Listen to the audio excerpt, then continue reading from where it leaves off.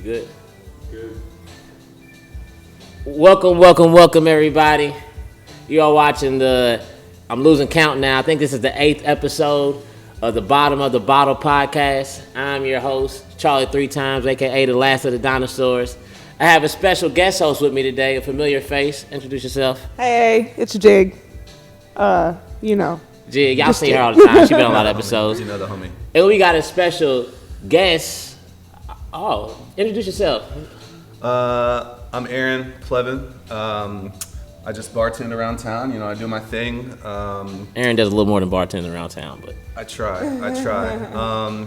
I'm the homie. You probably see me at Copper and Kings quite a bit. I worked there for almost 4 years as a bartender, a bar manager, beverage director, all the things. Had a great time there. I've recently ventured away from Copper and Kings as of January and currently looking to open a bar in Butchertown, but we'll talk about that probably in a minute, but that's me. So let's talk about real quick. It is the Bottom of the Bottle podcast, so we got bottles to get to the bottom of every day. Every a very week. Special bottle this time. Eron Pretty been unknown. Talking about these for I think almost a month. I said I have dibs on the chartreuse episode, and I had to fight Jigg for it. Yeah, Jigg wanted the chartreuse episode. I wanted the chartreuse episode at first, and then... What did we give you? We were kindly gifted... you was gifted a nice bottle. From Smack Packs from Tyler. Yeah. So I forwent my chartreuse episode. We're gifted it to Eron, but I'm still here. I'm still here, so it worked out. Spencer thought, he was like, oh, y'all about to eat meat boards while y'all drinking? Oh, charcuterie. All right.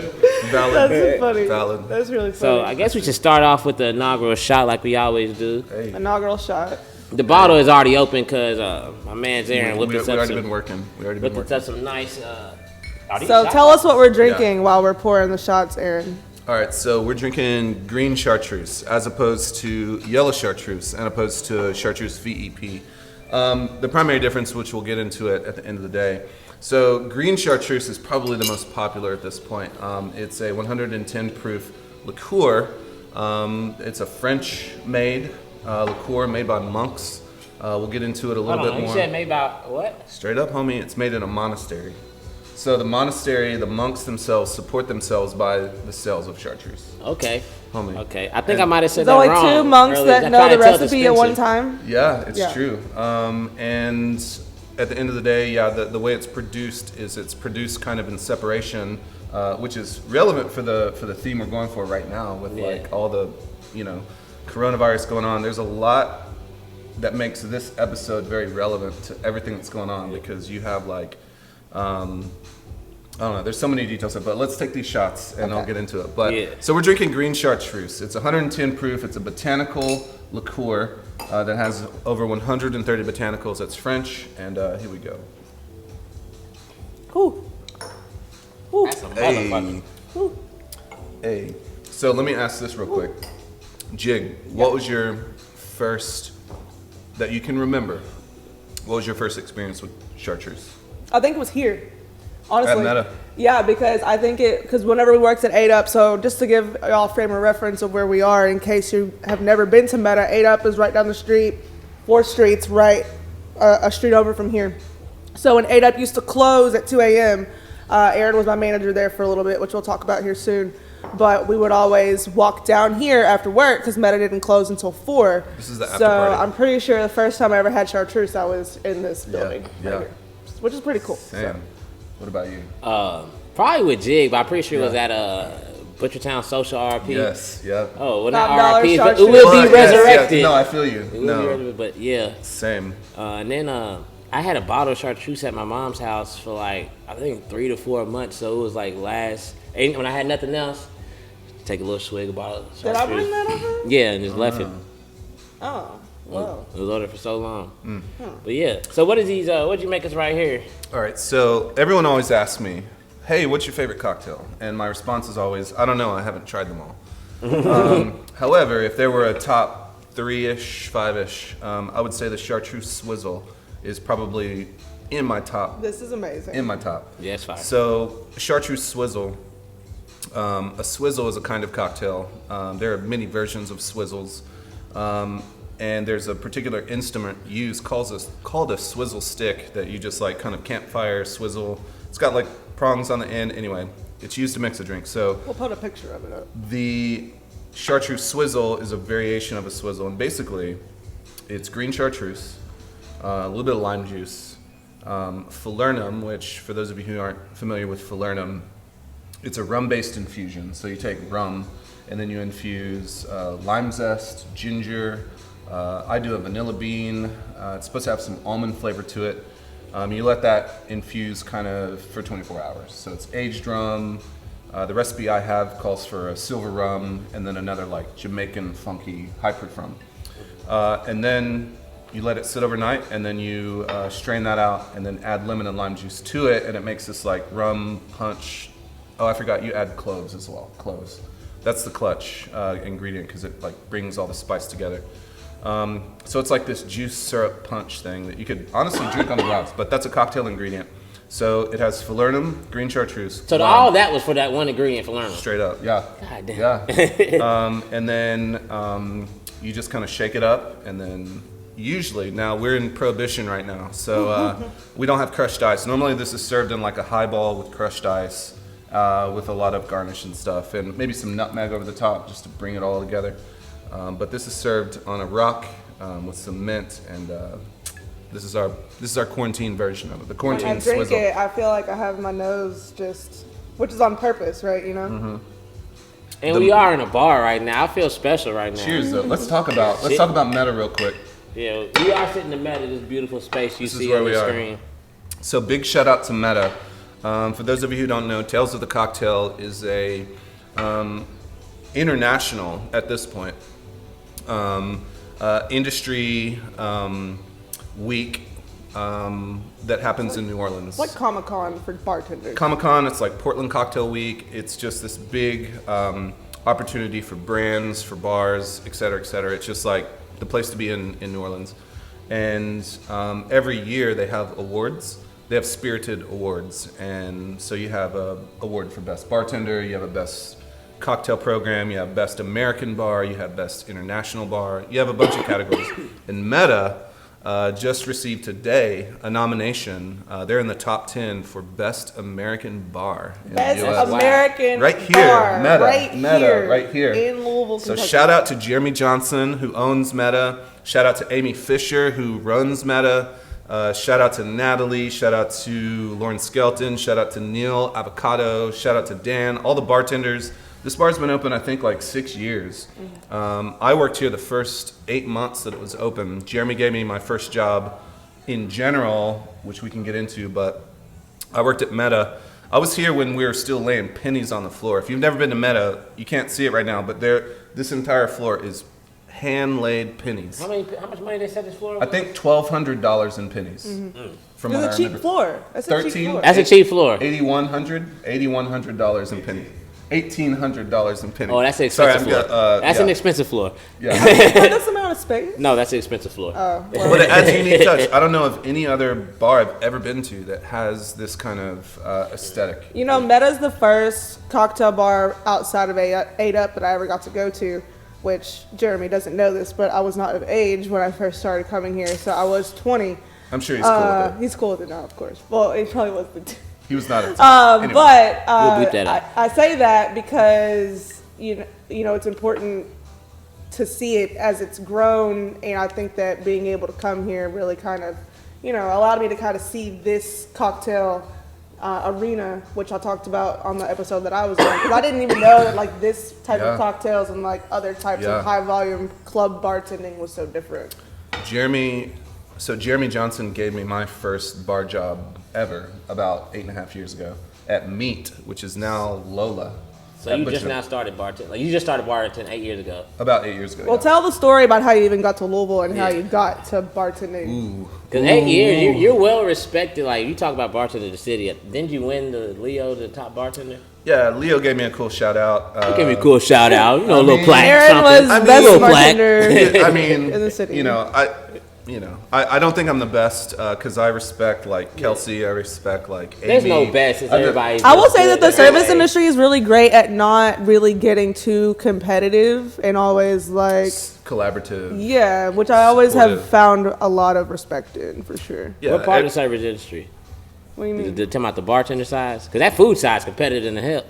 Yeah, I would say the bar side's a lot. I think bar alcohol side of the service industry is a lot more collaborative. It's kind of like a sport at the end of the day when you like. I didn't know that until probably like 2 years ago. Just like when watching a bar competition, you like this is a sport, and it is. It's a test of skill, straight up. And I think when you get really good at bartending, it becomes culinary. So when you get really good, you kind of become a bar chef. Yeah, that's really what it is. You start thinking in terms of culinary technique. We start borrowing skills, bar tools. I mean, a sous vide, an immersion blender. All those kinds of things are from the culinary world that have become a now kind of an industry, a bar standard to have if you're going to do cocktails really well.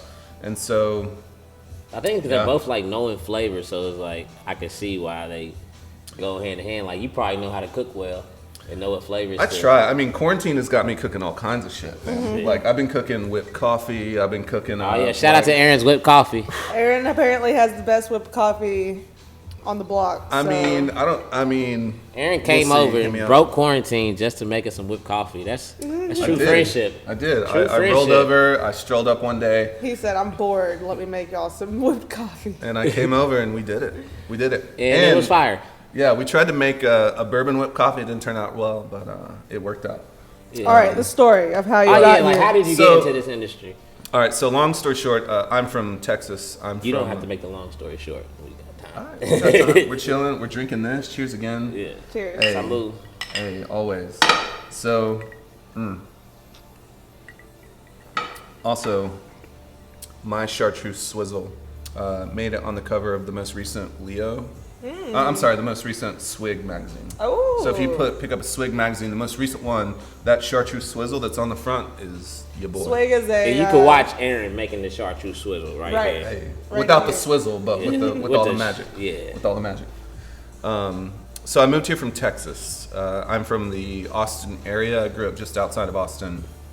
And every time I go back home, which at this point I've lived in Louisville for 13 years. Yeah. July it'll be 14. I've been here. I'm an old soul, fam. Like I don't look it, but y'all don't. We won't tell y'all how old Eron is, but it's definitely not 456 months. 456 months. I'll be like 444 months. Figure that out. If you can figure that out, then you know. If not, it is what it is. But so I've lived in Louisville for almost.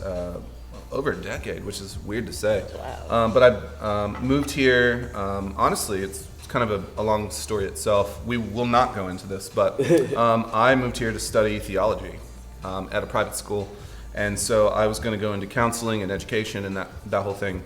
That kind of tanked after about 4 years. And then I just found myself in Louisville kind of starting over after that once I decided to not go that route.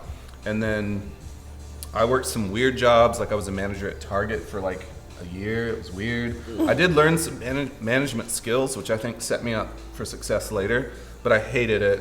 I didn't hate Target, but I hated what I was doing at Target, if that makes sense. I can't imagine you working in retail at all. Like, it's not me. Wearing red and khaki every day, like, come on, fam. So many people have said they're the manager at Target. I feel like y'all quit like so fast. It's just not for some people. Yeah. And then, so I had like a limbo of about 3 or 4 months where I was a bank teller and I was a Starbucks a barista. And then I didn't know what the fuck I was going to do. And then I got a job at Target. I left that. And then I had this like period where I was looking for a job, but I knew I fucked with the Louisville restaurant scene. Yeah. And I wasn't even thinking in terms of bartenders or cocktails at all whatsoever. And I'd eaten at the Blind Pig at the time, which is now Butchertown Grocery. So before Butchertown Grocery existed, the Blind Pig existed, and right above it was a bar to come called Meat. So I'd eaten at the Blind Pig a couple times, and then I was like, hey, I fuck with this vibe. Like, I love it. It's very Louisville, has a personality. There's a unique culture here. And I could see myself, like, wanting to learn and grow. And what year is this? This has been 8.5 years ago. Yeah, 11, 12-ish, okay. 2011, 12-ish. I wasn't even able to drink. I was graduating high school. Yeah, I didn't even know this place existed. I didn't want to talk about it. Yeah, that will reveal my age. All right. So I went into the Blind Pig with my resume, and I was like, I'm here for a job. And Jeremy Johnson, who I did not know at the time, kind of like sat me down, and he was like, well, we're not looking for servers at the moment, but we're getting ready to open this like cocktail bar. It's going to be really unique. It's going to be craft cocktails upstairs. If you want to be like, you don't have any experience whatsoever, I'm looking at your resume, like you're not like counseling and theology and that shit. Like you're not, we can use you as a host. Mm-hmm. You can check IDs, you can do crowd control. And I was like, fuck it, yeah, let's do it. So a couple months later, Meat opened, and I was a host checking IDs for people, letting them in the bar. You were security. I swear, dude. I've had to I've chased people down. I've chased people down, and I feel like that's my recommendation. If you want to get in the industry, start low, man. Start as a door host and like chase people down and get used to that, and go from there. That's like the bottom, and then you get the best experience starting as low as you can go. And so I realized immediately that Meat wasn't just a bar. It was a cocktail bar, and it had fresh ingredients, it had creative ideas. And I remember the first bar meeting I was at, Jeremy Johnson was making the cocktails for the menus, and he was like, here's what we're making here, here's the ratios. And my mind is being blown. I didn't know what the fuck bourbon was, I didn't know what the fuck a cocktail was, I didn't know shit. Aww. And he was making this stuff, and I was like, I want to do that. I'm doing that. So was you a big drinker before this? Because you said theology major. So. Not really. I mean, I was into more beer kind of at the time. I was experimenting with just shitty drinks, honestly, making shit way too sweet and stuff. Like, whatever, like flavored rums, and I was kind of in that vein. We all been there. Yeah, I mean, and if you're there, like, respect, like, drink your drink, but this chartreuse swizzle, though. Yeah. So immediately I was like, that's what I want to do. Like, I was trying these cocktails, and these flavors were happening, and I was like, that's literally the same experience I had with Brian when he was at O'Shea's. Like, he's making me all these cocktails, and I was like, like the first time that you really try cocktails in this fashion, like, it really does blow your mind. And that's crazy, because I had that experience here for the first time. At this bar, like, I think you took me, and I had a coffee cocktail, and I'm like, yo, coffee's my favorite shit to drink, and I'm getting drunk off of it, and I'm like, what double the fuck? double buzz. Well, and and so this drink, like, we've consumed a little bit, but like, there's a lot of alcohol in here, and I think there's a big misconception about small drinks or like not very alcohol forward, because people kind of assume volume to like the alcohol intake, like they want something like the bigger the glass the better, but sometimes it's not even, like, the ratio could not even be that great. Like, I was explaining to my homie, I was like, you could come here, like, bring your date to Meta. You might spend $13, $14 on a drink. You only need two. You only need two. and they're going to be quality. Like, they're going to be quality. You're pay for, because it's experience. I know the bar program at Meta enough to know that they're doing quality ingredients. So if you come here, you're going to get something, even if it's so much as just a syrup, an infused syrup. Behind the scenes, know that there's probably hours of prep going into that one syrup that maybe is like 3/4 of an ounce in your drink. You explained the one thing you explained. You explained it for 30 seconds how you made one ingredient. Yeah, and I mean, what you'll get at Meta is, you'll get an experience from bartenders who are passionate, who are doing this for life at this point. And they're making ingredients. Everything has heart. Even as something as simple as fucking simple syrup. Takes some detail and some like effort to make. And so I guess the point I'm making is like getting introduced at Meat to cocktails to know that like most people when they start drinking, they don't want to taste the alcohol. They just want to bury it under sugar, and they want to bury it under something else, fruit. You're exactly Bahama right. Mamas. Yeah, just like shit. It's just like a sugar bomb that's going to give you a terrible wasted hangover in the morning. But if you balance cocktails properly, you want to taste what's good in the base spirit itself. So you want to taste it if you're doing it right. And I'm glad you said that about the sugar and the so can you tell people how sugar and alcohol makes your hangover worse? I mean, so does it? This might just be an alcohol informational episode. Yeah. I feel like it's time to let the people know some facts, because I didn't know that about 2 years ago. Yeah. How bad the sugar was for the hangover. I don't know if it's so much sugar as much as it is artificial ingredients. Okay. And so what you're working with, so I could be drinking Last Words I could drink chartreuse swizzles all night that has a decent amount of sugar in it, and I could probably be all right. But it's more about artificial flavors. It's more about cotton that's not candy prepared flavored properly. vodka, blue raspberry flavored. And it's also about like yourself. It's also about like what you ate before that. It's also about what you drink. Are you drinking water the whole time type of shit? Because the primary reason you wake up with a hangover is because you're dehydrated. Yeah. And so there are factors. But with that said, like my experience at Meat showed me that bartending, which in my brain kind of had a stigma, I went into it hesitantly with some reluctance because I was like, do I want to be in the alcohol business? But if you do things right, I mean, what I learned was you can bartend with your soul. You can bartend with creativity. You can bartend when you release a cocktail menu. It should feel like you're releasing an art gallery because you put so much thought into it and you put so much effort, and the cocktails aren't just going to taste good. They're going to look beautiful. And you're like giving someone a work of art. And most drinkers when they go to bars, they don't think about it. They just want a cool drink and whatever, and that's fine if they don't understand that side of it. But from my end of it, what gives me passion and the reason why I've been doing this now 8 years strong is because there's that element where you can really you can have a lot of fun going down the rabbit holes of just science and chemistry and what it really means to mix liquids. Even at home, like I have fun mixing drinks at home. Buy yourself some nice ingredients, a couple ingredients, and just try It's some not stuff. hard to do either. Yeah. Like, I think that cocktails can be intimidating to people sometimes because you're looking at a menu. A lot of what you're reading, you don't know what it is. That? Yeah. And that's why a lot of the times whenever whenever I'm talking to people and I really want them to experience an elevated cocktail experience, I send them here specifically because I know that Amy or Jeremy or Natalie are not going to make anyone feel stupid or out of place. Like, I've seen some crazy people walk up in here and talk to Amy, and she just greets them with so much warmth. Like, she's like a embodiment of hospitality. She takes it in stride. And so, I that's why I try to send people here so much, because even though it is fancy and the cocktails are a little much, like, they're gonna walk you through it, they're gonna answer your questions.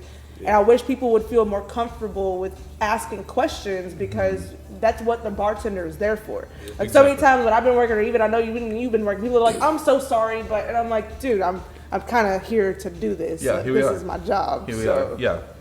And So let's get back. You said so after Meat, you got into the shit right there. Heard. So I do have to give Starbucks a shout out. To be I was honest. gonna say, I feel like Starbucks is probably the first thing you was like, hold on, mixing drinks could do something. Like, Yeah. Honestly, I learned my aesthetic, like my cocktail garnishes and like my presentation. I give some shout out to Starbucks because That's funny. I was back there honestly making frappuccinos and all that shit. Like, and we have to design drinks a similar way.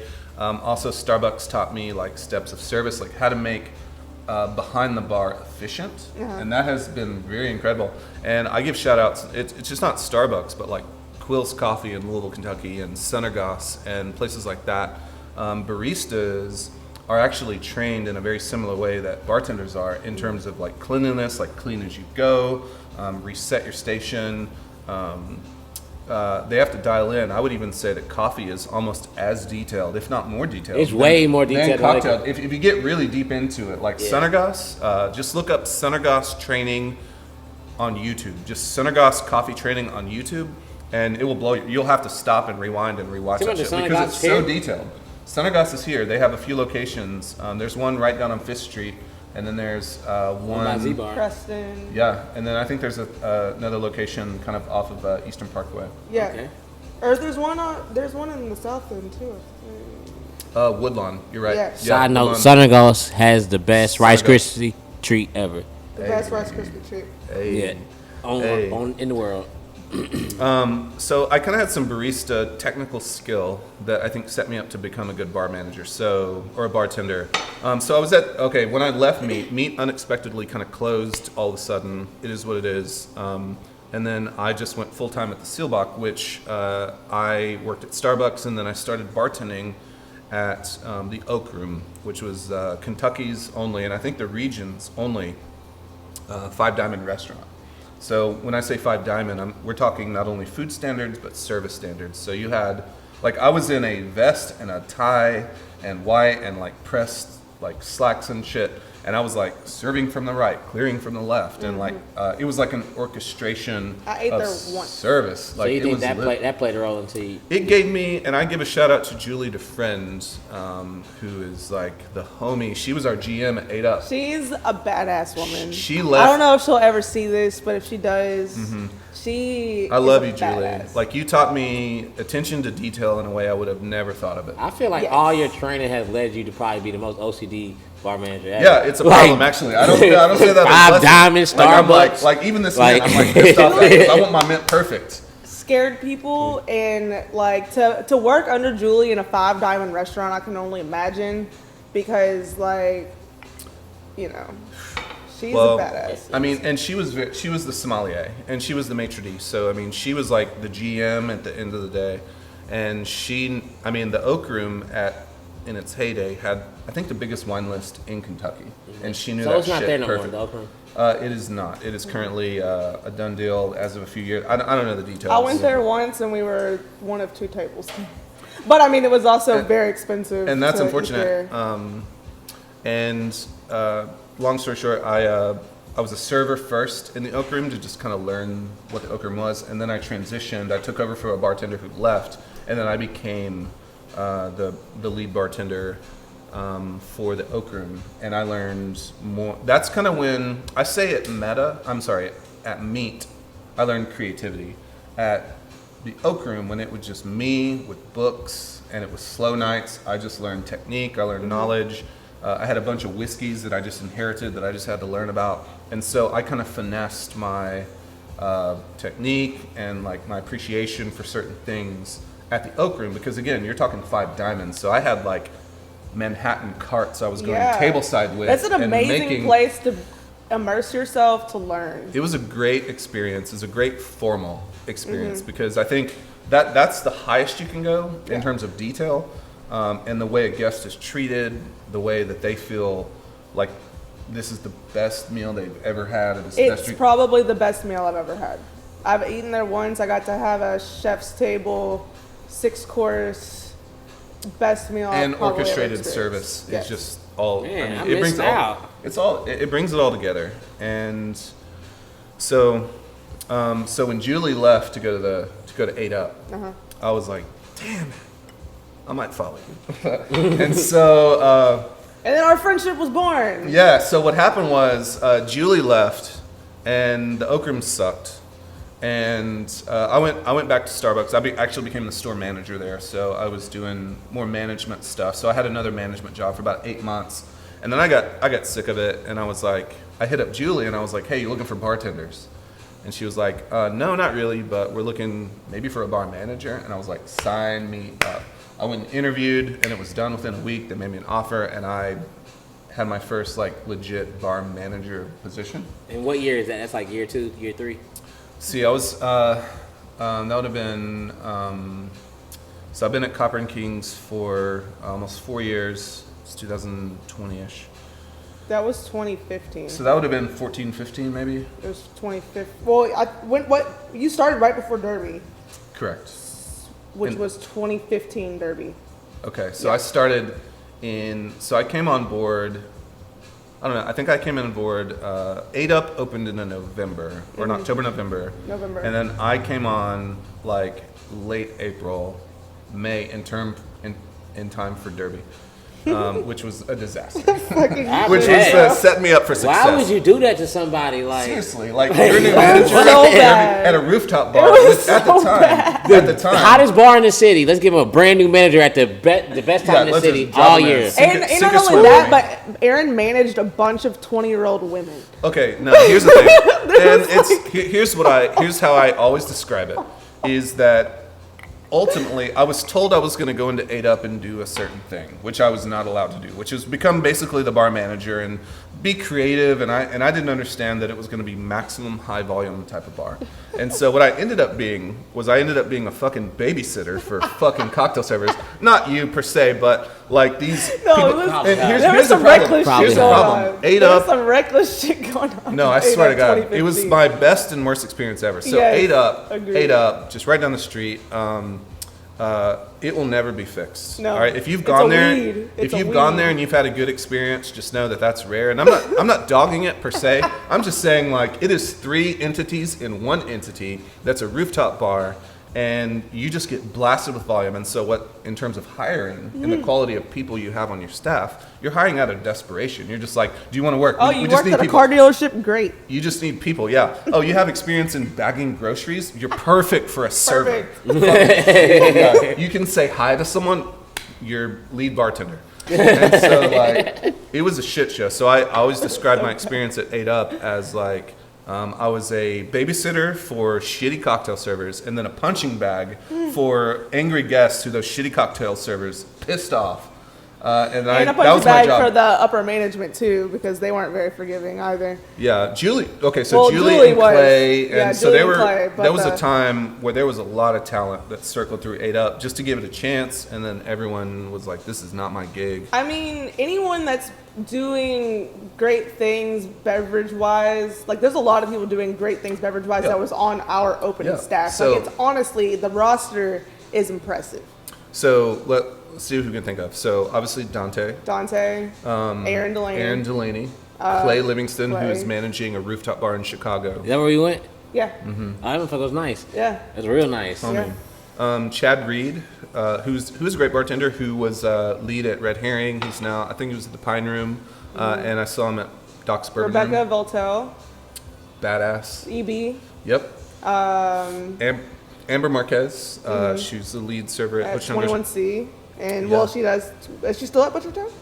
I think so. Yeah. She taught me, honestly, she taught me more. Amber, shout out Amber. Shout out Amber. She was Shout smart as out fuck Amber. and like could like crush it. I felt like I owe a lot of I think, perspective switch to her as well. She's a good one. Sean Thibodeau was there Yes. at the time, and he was a brilliant cocktail genius. Jacob. Jacob Even if we Coronado, wanna talk about he's a chefs. Texan. He's in Houston, Texas right now, crushing Yeah. it. And he's the man. I mean, the staff that we opened Lawrence with. Weeks. Lawrence Lawrence, yes. Was he cooking there? Weeks. He was Lawrence working with Jacob. Yeah. he was working with Jacob there. So many. Like our work family was honestly like some of the most I ain't have enough money to pay all y'all. quality. Y'all name all these I people mean, who asking for money. Y'all But name this is people. before everybody Motherfucker, I got really assets. got into their What you craft. gonna pay me? I mean, Dante showed up I as a would've fired bar half of back. y'all. Y'all want too much. Dante came in started as as a an bar essay, back for an essay. Lawrence's as an essay as Lawrence's friend. It is now dropping off free Maker's Mark to people's doorsteps and writing for the Leo Crushing about it. like he Crushing was it. like make me a bartender now. Oh, and he was on Like, the fast track. I'm gonna do it. He was one of just those did it. Like, talents that just was it like the fast track. birthed so much opportunity for so many people, and that's why it's like when you think back on it, it's like it sucked so bad, but it was also so amazing at the same time. Like Aaron said, you got to start from the ground up. Like, you feel me? Like, Yeah. you got to go through that shit to have the beauty of doing what you're doing now. And I'm gonna give Dante a big shout out because he's the homie, and I remember seeing him carrying just bus tubs of just dishes back to the kitchen and then going and doing it again. That's crazy because And I only We all worked our he didn't know asses anything. off. I only know And- him as like a great bartender. I wouldn't know him. Same. And he's like a great writer and all the things. And he's been in some of the top positions in the city, whether it be a beverage director at Butchtown Social or the beverage director at Michter's. Doing raw pineapples right now. Go follow Raw Pineapples on IG right And now. probably one of the only beverage directors that's like a black man Exactly. in a craft in a So craft world. He represents a lot. Yeah. And then 8 Up was our position where we were like, hey, this is tight. All right, we're done. Yeah. And which was my It served such a great purpose. Like an incubation chamber. Like, get in this egg, Yes. break out of it, go do your thing. and it was so massive. It was my first place to work with a lot of people that I probably never would have worked with. I mean, I never would have met. I'm sure we would have met, but like we not in the context because we actually like had to work together on some things, and that I think that's what like initially started our chemistry, which Yeah. led to Copper and Kings. Well, and then luckily, like once you and Dante moved over to Copper and Kings, like that was a good entryway, and that obviously has blossomed into a plethora of things as well. So yeah, cheers to that. So- cheers to the network. Shout out 8 Up. networking. Yeah. Shout out to 8 Up. Shout out to You're forever gonna suck. Yeah. Forever gonna suck. Ooh. Chartreuse. All right, so My acid reflux is acting up today, so I'm just gonna all right, take these a little slower than y'all. so chartreuse is kind of the industry default. Green chartreuse particularly. There's yellow chartreuse. What's the difference? All right, so good question. So the two differences between green and yellow chartreuse. One look watered down. They put a You're little not water wrong. in here. You're not wrong. Got that. You're not wrong. So green chartreuse is 110 proof. Yellow chartreuse is 80 proof. So it's almost like cut in half, almost. Random fact: when you take a detox to pass a drug test, this is the color your pee comes out. If it Noted. comes out this color, You fucked. you about to fail. Yeah. you about to fail. You're done. You're done. So good advice. Good advice. If there's any takeaways, Remember that. so green chartreuse is going to be a brandy eau de vie as a base spirit, and then you infuse it with botanicals, and then it's sweetened with beet. No, I'm backwards. Let me start over. So green chartreuse is actually beet sugar. I think it's a brandy base. Don't get me wrong. But it might be distilled beet eau de vie. Fact check me on that shit. We'll put the right it is fact right here. sweetened- I do know for a fact it is sweetened with beet sugar, I did not know that part. and it is gets its natural color from over 130 botanicals, and it's very similar to absinthe, with the exception of it's not a spirit, so that means there's sugar added. A spirit does not have sugar added. Man, I lied again. I told him it was a spirit. Man, I've been lying all day. I It's a told him liqueur. the priest made it. It's a I liqueur. told him A the priest priest. made the spirits. Man, like I'm over here lying all day. And then it Did you try it? sweetens with beet sugar, and then really, really good. It is kind of the glue that kind of binds the industry. So the things like chartreuse and fernet and malort and things like that are very challenging. IPA beers are very much an industry type of drink because they're very challenging to your palate. And the reason why people are drinking them is they're drinking them more because they become more and more knowledgeable about the production of them. Think about the history more Exactly, than the yeah. flavor. You want to drink fernet because you understand what it is. Spencer, what you think? Really good. It's a lot like You Fernet. like- It's actually It tastes, yeah. It's a tastes like digestive. Fernet. So what you're tasting there is just natural botanicals. There's over 130 in a bottle of both green and yellow. Damn. And green chartreuse is not artificially colored, so it's actually a maceration post distillation. Because when you distill, you lose color. And That's so like part of the Constitution. yeah, I mean, shit, you have to. Say that again. What did you say? So at the end of the day, if you want to Immaculation. Maceration. if you want to post-distillation. infuse a spirit with color, you have to do it post distillation, because when you distill something, it just extracts the purities from it and you lose color. So Okay. you can distill something that's black, and if you distill it, it'll come out completely clear because of distillation. So if you want color in something post distillate, you have to do a maceration, which is adding botanicals to it after. So that adds flavor too, also. It does, yeah, you're right. So with absinthe and chartreuse are produced a very similar way, in that after they're made, before they are barrel aged, then you'll have like a period of maceration of botanicals that give it its natural green color. And so that's green chartreuse. Yellow chartreuse, on the other hand, is, I forget what the base is, but it is sweetened with distilled honey, and saffron is what gives it its yellow color. This is nice. Honestly, if I were to describe it in the most simplest terms, it would be kind of a honey botanical liqueur, because you do get a lot of the honey on it, but you do get the botanicals. And this is more loose categories here. This is more of an aperitif, whereas green chartreuse is more of a digestive. We're gonna need a thesaurus and a dictionary Aperitif for and this digestive. episode. What does that mean? Aperitif just simply means that you drink it before a meal to whet your appetite and to get yourself salivating and get your stomach. Okay, so the ready to aperitif and the digestive. Digestive Okay. is when you have a full ass stomach. yeah. When, like in quarantine, when you just Coming simply together. wake up to eat, go to bed, wake up again to eat, go to bed. You need a digestive to like settle your stomach, give you some For warmth. that, you need a hobby. Because that's You just need- boredom. That's just straight me up. walking Yeah, around every straight day up. in the crib. For real. And so those are the primary difference. Again, 80 proof, 110, saffron and honey and beet and just So I don't natural. think I ever had that one. I think so. Oh, Jig. it's time, Jig family. was telling me that's fake chartreuse. She's like, that's a fake I chartreuse. didn't say it was fake. I did not say that. I want you to taste it, and we're gonna get your tasting notes Lying. right here. You said it ain't the real deal. I'll give you a little. I didn't say it wasn't the real deal. I said it was lower proof. She said if it ain't green, it don't matter. She said if it ain't green, what's the point? Her words exactly today.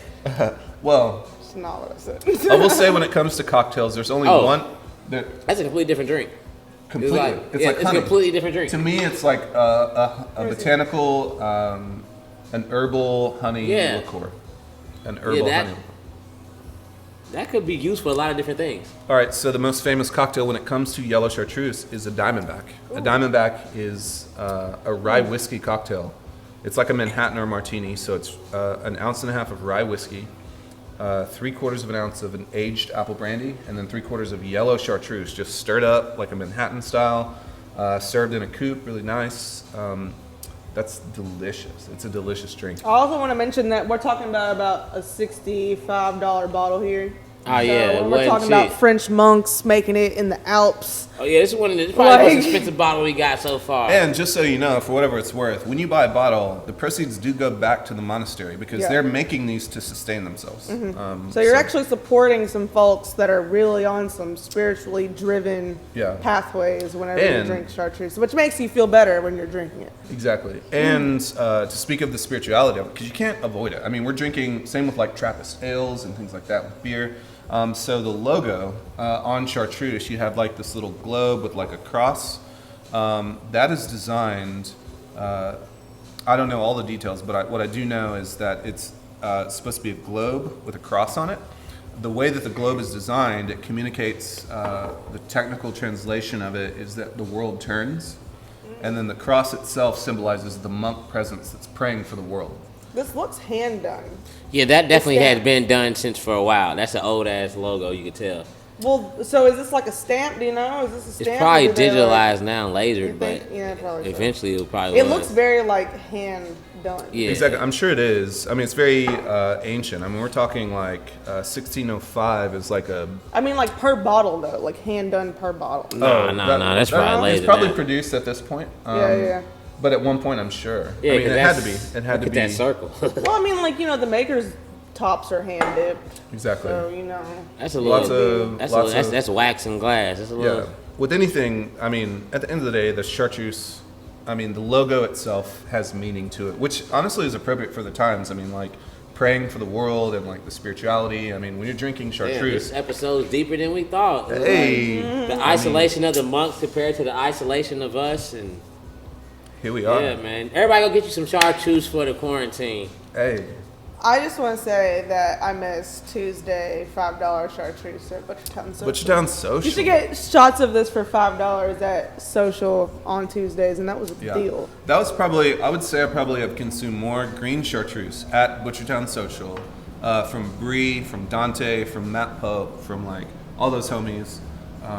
That was a place I think I've started really consuming. Or when someone hands me a shot of green chartreuse, I'm like, you're like, okay, this is where we're going? Let's go. Okay. That's how I feel with her. She'd be like, oh, I got chartreuse. I'm like, God damn. Yeah. It's gonna be on tonight.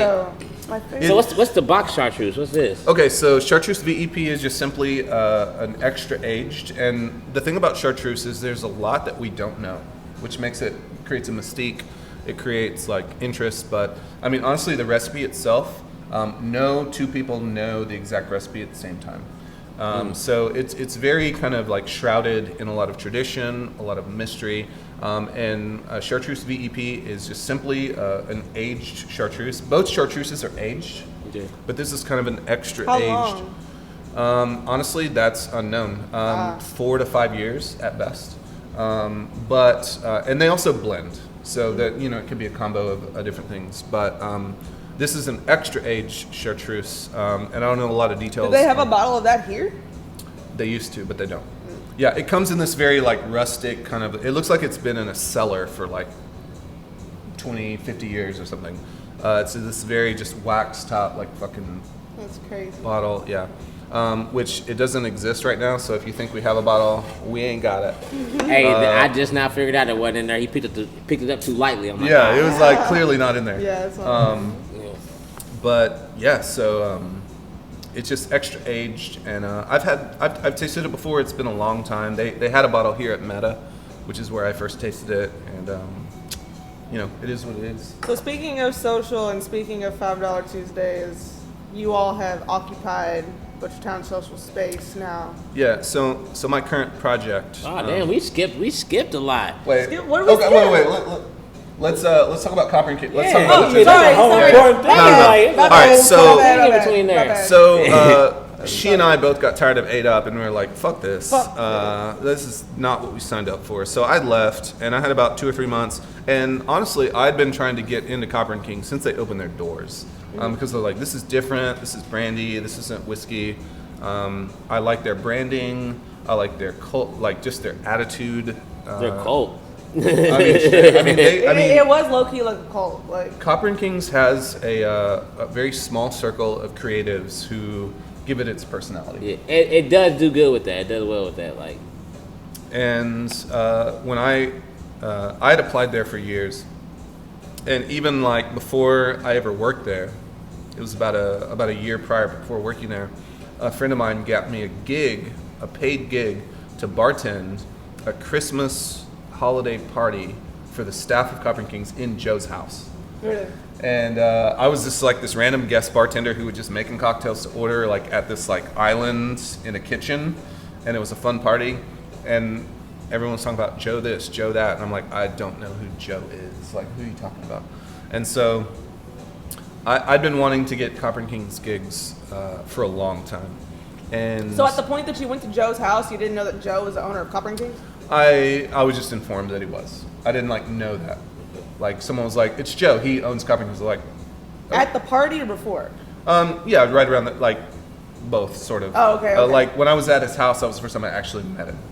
But I'm thinking from your explanation that you're showing up bartending and have no clue. Like, Kind of. Yeah, that's right. oh, Like oh. I was like, "Who? I've never met Joe. Who's Joe?" Okay. And so that happened. So he remembered me like a year or so later when I actually applied to Copper and Kings, and I was like, "Hire me." And that is when in Kentucky, the licensing was passed for distilleries to be able to sell cocktails for retail. And Copper and Kings, like Joe Heron is a go-getter, and Copper and Kings in the state of Kentucky was the first distillery to apply for it and get accepted for that license. Okay. So they like went in, and so Copper and Kings was approved, and they bought the license to have a bar program. And so myself and Mikey Paget, and a few months Shout out later, Mikey Paget. Mikey Paget, Skippy, what's good, fam? We're shooting shots for you, fam. Goodness, I hate that you call him Skippy. He wants it. He I'm wants gonna it. need another one of these. Let's go. One of these drinks right here. Get What in is there. this? Chartreuse swizzle. The Swizzles hit. I love the Quarantine Swizzles. swizzle. It's a quarantine swizzle. Here, cheers. Quarantine Swizzle, man. Hey. Hey. Cheers my water. Cheers that water.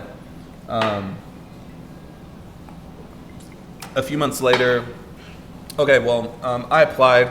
My good friend Krista Kemple, who is no longer with Copper and Kings, I love you, was probably one of the most badass women in the industry that I knew at the time. And she got me an interview and a job with Joe. And then got me more of an impersonal interview with Joe Phillips, who now owns Pints and Union, is doing great things. And myself Shout out and Pints. yeah, Pints. Shout out Joe. For Joe real. Phillips, we love you, Joe Phillips. I feel like every time we mention somebody's name, we have to be like, shout out, shout What? out. Yeah. Pints got that Shout out burger. shots, They ain't like, I don't know fuck it. nothing about Pints but that burger. I don't Joe, know this is Joe for you, Phillips. fam. Yeah. They got that Big Mac Miller. That shit hit. Tikka masala nachos. Yeah. Oh, that shit fire too. Family. That shit fire. We could do a So- whole episode on food. I know Aaron loves Actually, food. Joe would be a great episode. He would be a great guest. episode. 100%. Oh, yeah, where you at, Joe? Joe, where you at? We need you. Where you at? I heard you'd be a great guest. He opened Louis the Ton. He opened Butchertown Social. He opened the Silver Dollar. He opened Pints and Union. He is the owner currently and operator of Pints and Union. Oh yeah, we need you, Call him my Joe. sensei. He was the food and beverage director for Copper and Kings that hired me, Hired me. hired you. Oh yeah, He he gave you is 2 people influential. jobs when he He- talked to you, Joe. Yeah, he is like kind of an unsung hero in the industry. Very selfless and. What's his last name? Because y'all been talking about a couple Joes. Phillips. Joe Phillips. Yeah. And Joe Heron is the owner of Copper and Kings. Joe Okay. and Leslie Heron, Yeah. owner of Copper and Kings. Joe Phillips, owner of like a lot of people's careers. Okay. Owner of your dreams. Owner of dreams. And so Spoiler alert, got a job at Copper and Kings. I was super stoked. Started as an event bartender. Not long after that. So Copper and Kings is always evolving, always growing, always adding new things, always adding new products. And Joe is a very aggressive entrepreneur, which I have come to learn from and respect and very much want to adopt in some of my own techniques to like just get shit done. And got hired and then started bartending weddings and stuff in the courtyard, and it kind of evolved into like mixology classes and started evolving into videos and brand stuff. So I have a lot of experience just like creating cocktails with a specific brand to do videos or promotions and stuff. And not too long after that, I think Jigg hit me up, and I don't remember the convo, but long story short, I was like... I had 3 different people talk to me about Copper and Kings in 1 week. Mm-hmm. And then I knew you worked there and Dante worked there, and I was like, what's going on? Because clearly it's being put into the universe in front of me. Yeah, it's growing. Yeah. And then you came on board, and we just kind of evolved into what eventually became a standalone bar and restaurant, which was Alexander. It happened about 2 years after I was there. I was there a total of like 3.5, 4. And Alexander was a rooftop bar like 8 Up, which I brought a lot of experience from 8 Up. When we were talking about opening a rooftop terrace bar, I was like, fuck. You're like, I've done this before. Like, God damn it. But it turned out to be a space that I really became very in love with. And Leslie Heron. It's a great space. Leslie Heron is a fucking interior design genius. Yeah. Like all of that Alexander is her. It's probably one of the best design places in the city. Copper and Kings, the entire whatever you want to call it, complex was designed by a woman. Yeah, so straight up. She is a woman who's given me more opportunity in my career than I could ask for. She designed the courtyard at Copper and Kings. She designed the look. She designed Alexander, the chairs, the aesthetic. And I remember the first time I met you, I don't know if it was the first time we met, but the first time I remember significantly was when you shot a music video in the back lounge. It was for Circles. Okay. Mm-hmm. I'll tell you the first time I met you, I was at Copper and Kings. I think it was like I did the Louisville event. Okay, and you like took me and my homegirl and you took us around the bar, like the tour. That's when Alexander was still a kitchen. Oh, heard. It was way back then. That's the first time I even been to the place. I'm like, oh shit. And you took us on that little tour. I was like, oh, this place is all right. You could have went before if you would have came to my graduation party. That night, I didn't get a text for the graduation. No, he got invited to the graduation party. He didn't come. That night, as the first time I had absinthe. Uh-huh. And then my homies came upstairs after you was giving us all absinthe, giving us like a tour and shit. And I told him, like, yeah, take that shit. Because I knew it was about to make him throw up. And it made him throw up off the balcony. It made him throw up. That's Junior. That was Junior. Man. He got in the elevator. He was like, I was really sad about that show because I literally went to Chicago that day and missed that whole Louisville.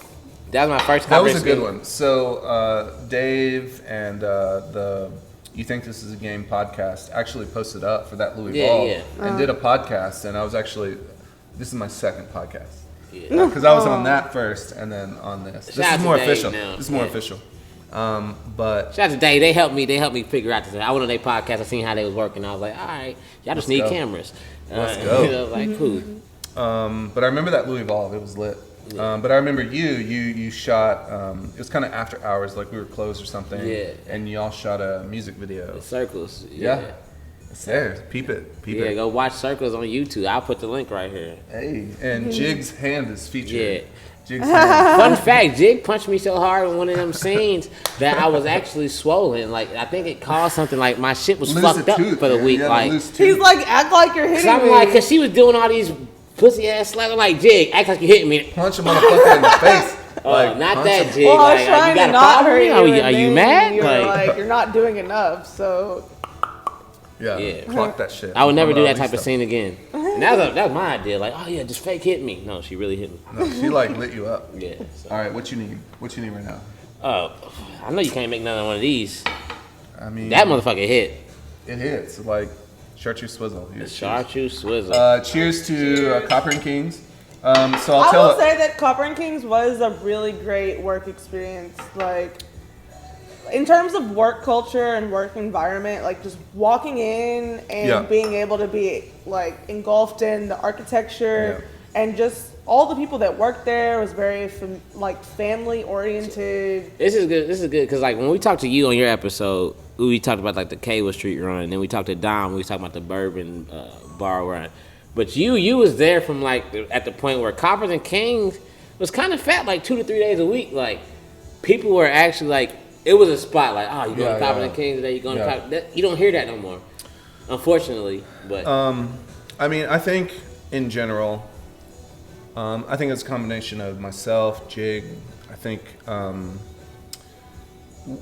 Copper and Kings does have a fan base. So if we do legit stuff, people are going to come to it.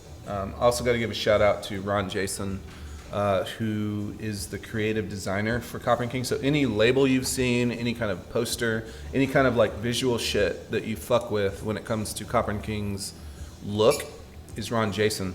And hey, why y'all leaving me out of this? Hey, I drink too. What the hell? How bad he was talking? I thought you was already shot I'm not ahead. talking I enough thought you to like already not took do. your shot too, Loki, for real. That was playing catch up on. I'm gonna do that. So Copper and Kings. So when the license dropped for Copper and Kings to become a bar, I think that's when the homies started rolling through. Yeah. I think that's when we had so much creative freedom at that point. Yeah, and that, first of all, that is probably the most rewarding, most satisfying thing is I felt like when I got hired at Copper and Kings, they didn't hire me. They invested in me, and they gave me a blank canvas, and they were like, okay, show us why you hired. 100%. Yeah, show us why 100%. we hired you. And I was like chomping at the bit, like, oh shit, I actually have to like show them why they hired me. And so I had all these ideas. I knew I could make cocktails. I knew like the look of things. And so I just went for it. And Ideal too. we need to give a solid conversation We'll to talk about that. yeah, for sure. So I know in your episode, I watched that episode. You talked a little bit about it. So for 3 years, what kind of to back up? So the cocktail program evolved in a way that I was teaching mixology classes. I was giving mixology tours. I was doing a lot of education, and my background, whether it be seminary or in my undergrad or whatever, I just love to teach. I love to write curriculum. I love to help people understand what they're doing and break it down on a very elementary level. And then I like to raise up leaders and then get out of their way so they can go do shit. And so it's one of my passions. And so for 3 years, I did the Ideal Bartender program, which was a Joe Heron idea, to give him credit. He was sitting on a plane with the mayor. He incidentally found himself seated next to Mayor Greg Fisher. And Greg was in first class. Greg Fisher That was in first class. was like, hey. They had the Uber plane share ride on. Like, oh, you on my plane too? Yeah, straight up. It was a private jet, I didn't by know the they way. were on the plane. I thought they were in the airport together, but I didn't know they were on the plane together. From my understanding, they were on a plane ride together, and they sat next to each other. Okay. And they started a conversation, and the way it went was Joe was like, what do we do? And Mayor Greg Fisher said something like, we need to bring more people along for the ride.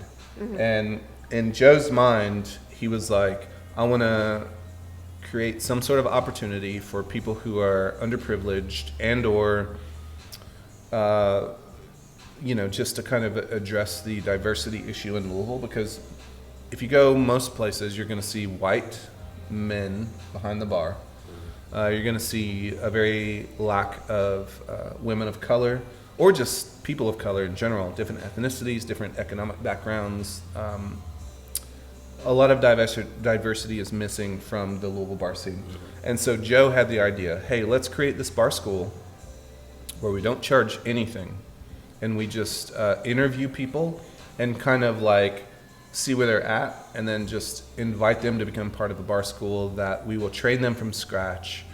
A 15-week immersive course where you learn everything from the fundamentals of how to shake, how to stir, whiskey tastings, tequila tastings, vodka tastings, gin tastings, liqueur tastings, how to bake syrups, train them from scratch to the end point to where they can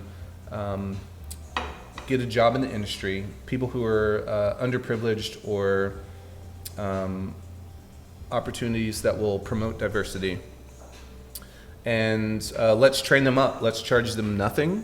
Let's just do it as an application type of thing. And then let's bring them in, dump all your knowledge into them as best you can, and then here, write a book about it, write a curriculum, write a situation.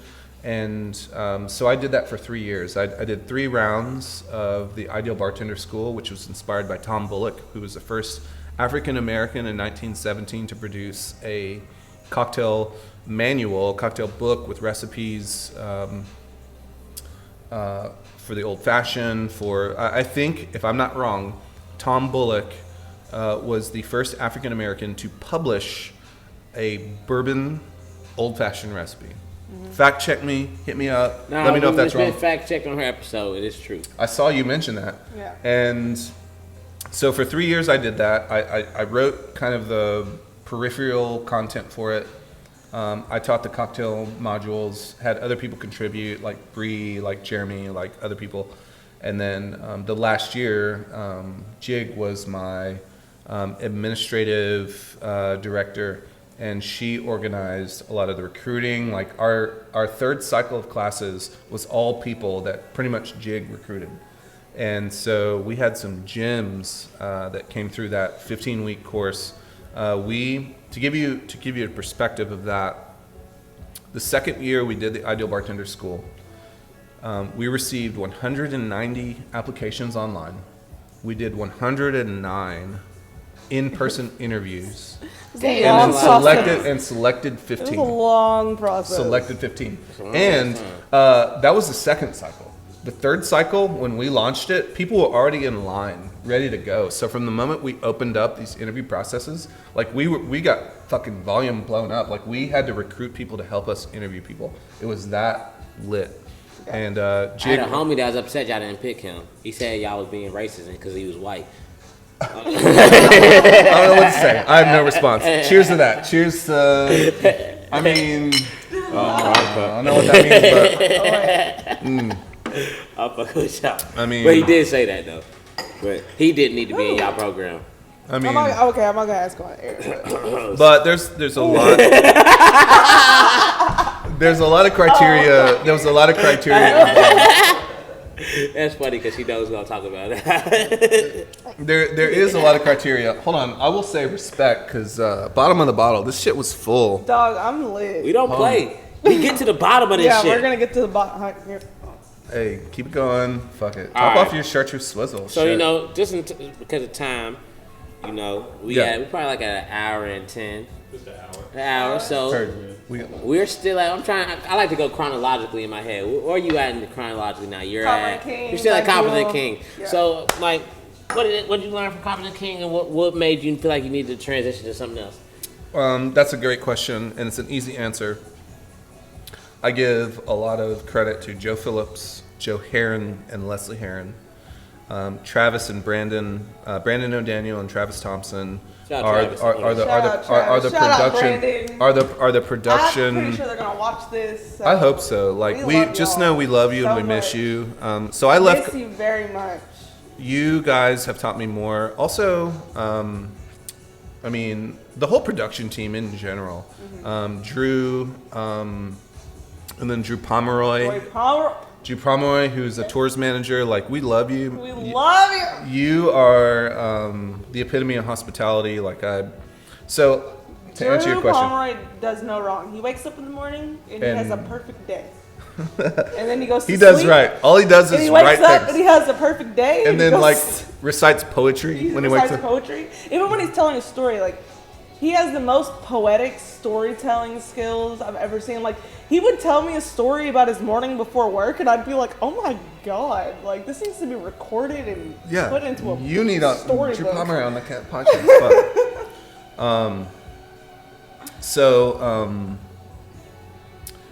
I always say this. I say it in a very simple way. All my other jobs prior to Copper and Kings prepared me to be successful at Copper and Kings. So all of my creativity, technique, whatever. my management background, whatever, prepared me to excel at Copper and Kings, whether it be Alexander being the beverage director and the bar manager there.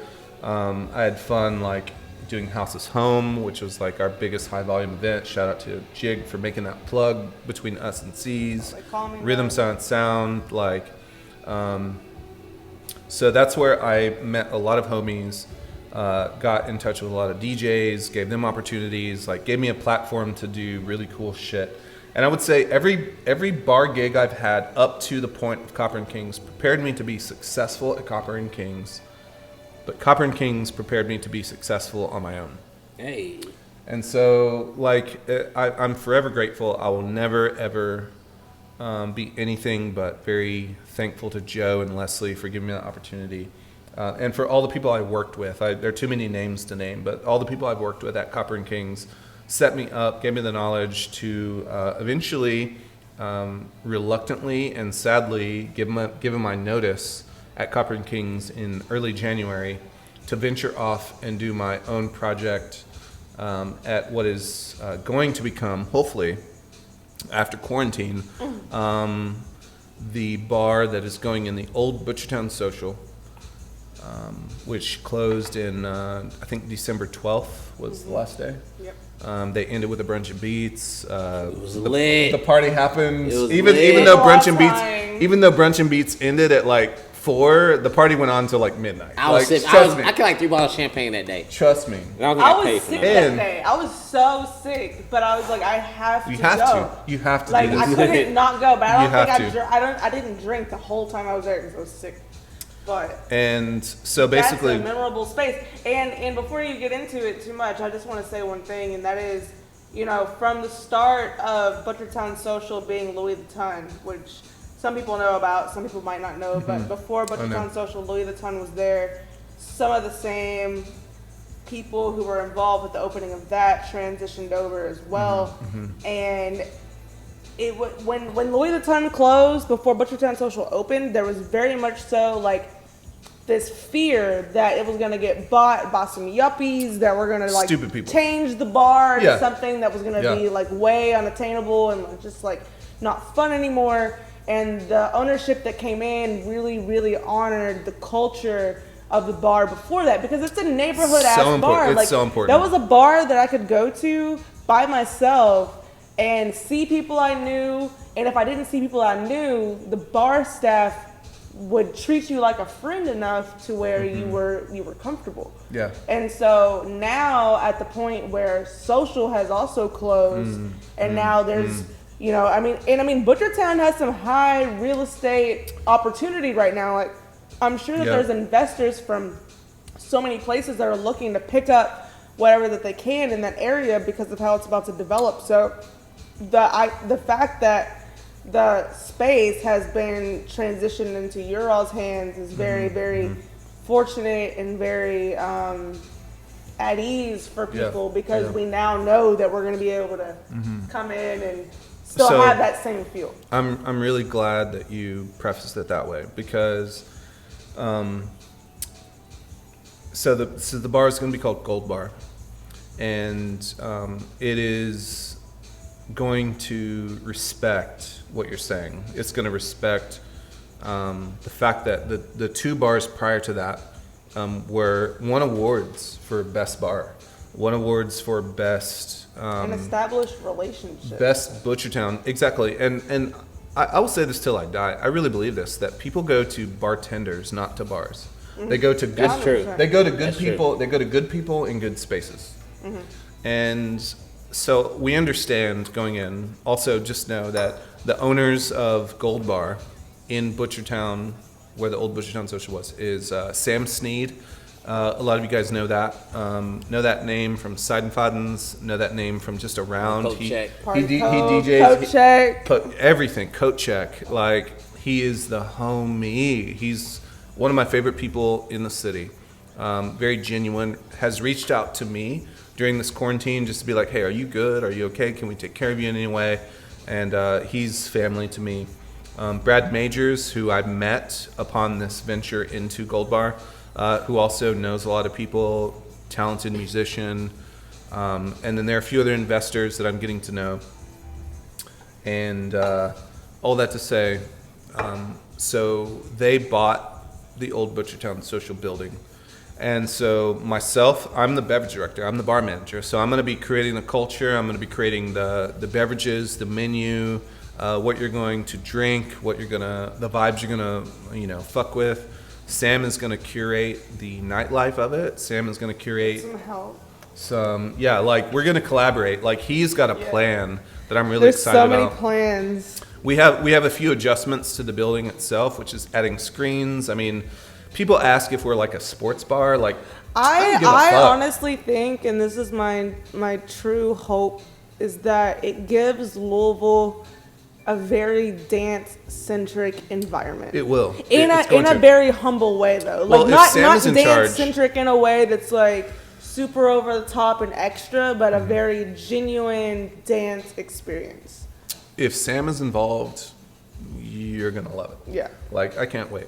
I'm very, very, very excited for the and, whole and, concept. and I'm really glad, like, all the things you said leading up to this is that everyone wonders, like, everyone's heard rumors, like, is it going to be a sports bar? Heard you boom guys, bars. oh, you guys are going to be a sports bar. You're going to serve, like, I mean, we might It's serve supposed to be a pizza. boom Fuck bars. it. Like, I fuck heard it. We Boom might Bar. That's the first thing I heard. yeah, It was Boom and Bar. the facts are, for real, like, I think Boom Bar's inquired. Mm-hmm. And then, long story short, Sam and his business partners made the right offer, and they bought it. So I wonder if when I heard they was like, it was bought by some frat boys. Was they trying to call Sam down the frat boys? I don't know. I mean, here's what I'll say. No, People are going to there label it. There are some other people that I think that are involved that definitely have a more sports-oriented idea, which is It's neat. necessary. It's It's necessary sports because it's city. right next to the We're a field. sports So city. And here's that what I has to. It's going to be a very large part of them being successful. You got to be able to watch the game. Yeah. So here's what I'm saying is that, yes, we added screens behind the bar. We added a total of 5 screens behind the bar. So we took down the chalkboard menus, if you're familiar with Butchertown Grocery, or Butchertown Social. You remember the chalkboards and stuff. Yeah. Those are going away. It's screens now. There's nothing wrong with having a smart business plan to cash in on the volume that sports brings. Yeah. Especially local sports. Yeah. Like when it comes to Louisville soccer, oh my God. They're big fans. We're Butchertown. If we were somewhere remote, crazy, and did the thing, it would be different. But we're in Butchertown, Town right next to the stadium. and Yeah. we're trying to It's support walking that. distance. But here's the thing: we are going to be a sports bar on some nights. But we're not going to be a sports bar any more than High Horse is a sports bar. Any more than Really? Any more than any any- place with a TV. any more than Backdoors a sports bar. I think it's any a more than very Butchertown unique Groceries. opportunity to marry the idea of a craft, or not even craft, but just like a public house sports bar. Like, I genuinely also think that people are going to be able to recognize their time and place to utilize the space. And I know that sounds really, really technical, but I think that I like the get what people you're that are saying. coming for games and pre-gaming for games are gonna Like how find Z-Bar is. Z-Bar is doing special, like- yeah, Here's exactly. what you- It's like people are gonna understand when they're supposed to be there, and that's gonna be something that's That's really, amazing. really functional. Exactly. Because in Louisville, there's so many bars that are functional for so many different things. And like you said, you just said Z-Bar. Like Z-Bar can host a country concert and Glitter Tits in the same night. Exactly. So you all should be able to serve the Louisville City spectators as well as the late night. Exactly. People come Well, to You- see You're, Sam you're Steve. saying all the things I appreciate. And Yeah. so what it boils down to is that on some nights we're going to be a sports bar. On some nights we're going to be side and fives. On some nights we're going to And be a people cocktail are gonna- bar. And it's gonna be weird. Like And it's gonna be weird. What, but what we've been telling people is when they're like, well, what kind of bar is it going to be? We're going to be like, It's we're, whatever we're, you want we're, to be. we're a Butchertown neighborhood bar that's going to be tight. yeah. You can watch a game if you want. You can dance if you want. You I can think that have there's classic some cocktails if you want. Very unique opportunity to form some very unique culturistic shit there. Honestly. I'm excited. I mean, just based upon, I don't want to spoil too much because I don't know what has changed since I've last talked to people, but just based upon Sam's early conversation with me and what he wants to do, I think that there's definitely a unique arena for entertainment that hasn't been Yeah. available at this point. Well, And that's something that really, really excites me, especially considering that Sam is very open to a lot of different, possibilities of business. And so I think like done right, like Gold Bar can be some pretty like iconic shit. So we want to support local, and we want to support creatives like yourself, like anyone who wants to come in and be. I mean, we're a Louisville Butchertown neighborhood bar, so we want to support local artists. So, for example, I have plans to use local illustrators to design my cocktail menu. So when you get it, I don't think there's any bar in the city where you can look at an illustrated cocktail menu. Prince did that at the Marriott. Prince, shout out Prince. Like he, she, they did. Stop. Prince. I'm just being real. I'm being real. Prince is the homie that everybody Okay, loves. Prince Prince. is the homie, so he ain't even gonna That was respect. He ain't even gonna be mad that we just laughed like that. Prince. Shout out Prince. That was out of respect. That was out of respect. Shout out Prince. I We got love the final you. word. I got the final word. Prince was in the second round, the second cycle of Ideal Bartender. Prince is doing more than any student that I know of thus far. Prince is doing creativity. Prince is doing events. You doing philanthropic work? Mental care. The boss initiative that has happened from Prince is the boss initiative that Prince has done is very noteworthy and should not be overlooked. Yeah, and I don't mean those pronouns in any disrespect. Nah, it was out of respect. No. When Prince watches that, he's gonna be like, Prince is one of my favorite Louisvillians. Prince is changing the game, and Prince is doing all kinds of shit. Nah, he stays. Prince stays moving. Stays moving. And Prince is one of the Ideal Bartender students who's come from the program. And I would say Prince brought a lot to the program and left the program with more ideas than I think any student has done thus far. Okay. And so, with that said, I don't know what topic we were talking about. Gold Bar is about to be lit. Yeah, Gold Bar about to be lit. So how did that come with the name? It was not my idea. I don't know the answer to that because it was presented to me. Hey, we're calling it Gold Bar. We want you to be our bar manager. Okay. And I was like, heard, got it. They were like 100% creative freedom, and I was like, that's okay, all done. I wanted. This is the first bar project I've had that has started literally from scratch. Okay. Like I've helped them design the wells, the bar program, kind of what's behind the bar. They've done a lot of construction, and it's kind of like a sneak peek to talk about. But if you guys love Game, which is like an offshoot of Hammerheads, so there's the executive chef there. Food gonna be lit. There's the executive chef Adam Kirby, who is the executive chef at Game. From my understanding, at the time of this like podcast recording, Adam Kirby is going to do the food. Okay, I've heard that before. Yeah, he's the man. From what from the food I've eaten, I love eating at Game. He has a lot of ideas, and I'm really excited to work with him. Also, shout out Jordan Cahill. I don't know if he's still on board with this, but like he is going to be my right-hand man when it comes to moving forward the beverage program. So it's gonna be lit. I think there's definitely a market because like even with working with Z brings in a lot of acoustic acts. They bring in a lot of alternative acts. They bring in a lot of jam bands.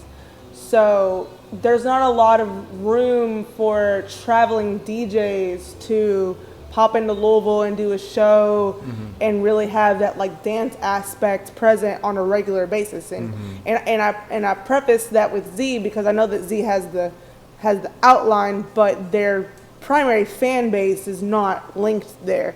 So I think with Sam being involved and like just with the plans that he's talked to me about in terms of what he wants to do, like it could really be some very iconic like shit. Hopefully, it's all about space. Like I have very big hopes for you all. Yeah. Due to the fact that there's going to be an atmosphere to be able to very much so like highlight that culture of Louisville that I feel like has very much so been missed on for a very long time. It's all about opportunity. Yeah. And I think with Sam and myself and the vibe we want to create, like we want to create an inclusive vibe. We want to support as many. We just want to support diversity. I mean, one of the first things that Sam said to me is like, we know that you can create diversity and we want that. We don't want men bartenders. Like, we don't want white men, stereotypical mustache curly shit. We want diversity. We know what you did with Idaho Bartender School. We want, and the reality is, the only people I'm hiring outside of Jordan for Gold Bar is Idaho Bartender students. Yeah, which like, is amazing. I'm hiring like all the people who I thought excelled in that course and that would do well under my direction and leadership. And that relationship felt like formed during class, and then like, because I mean, whenever we were in class with them, we were talking to them about the same exact dream. So I think it's really special. It's like, and it's circle. not even, and that wasn't even at the point that we started. We started the course of Ideal with the people that you're going to hire. Gold Bar wasn't even a thing. Yeah, exactly. Yeah. Which I love that it's become full circle. Yeah. So like I was able to teach these particular individuals for like 15 weeks, and then now full circle, I'm their bar manager. I think that's pretty special. So. All right, so part of my subjects that I have, I want to know what your bar do's and don'ts are. Hell yes. All right, so I had to break this question up into two parts. Your bar do's and don'ts as a bartender and your bar do's and don'ts as a customer. Fuck. All right, so I got so Stop many first, opinions. stop Yeah, first. yeah, yeah, yeah. Salud, Let me talk this mi shit. amigos. All right, so my first advice to someone as a bar guest: speaking to you motherfucking ass, toxic masculinity motherfuckers. Like, when she says no, it means no. And Don't hit on your bartender unless she hits on you first. right. Don't even hit her if she's on you first. Don't She's tell just her. supposed to tip. Don't tell her how much you Like- make. Don't give her your hotel card. No. Don't. If she smiles at you and is friendly, she's not flirting. She's doing her working. fucking I'm job. working. man. She's working. Like, Working. fuck you. Like, Working. Like, no means no. And if you come into Gold Bar and you're trying to like aggressively try to fuck, like, you're gonna get removed. I'm telling you right now, you're gonna get removed. So the big don't is like, don't be a trashy fucking piece of shit. Don't be a trash. And No means no, man.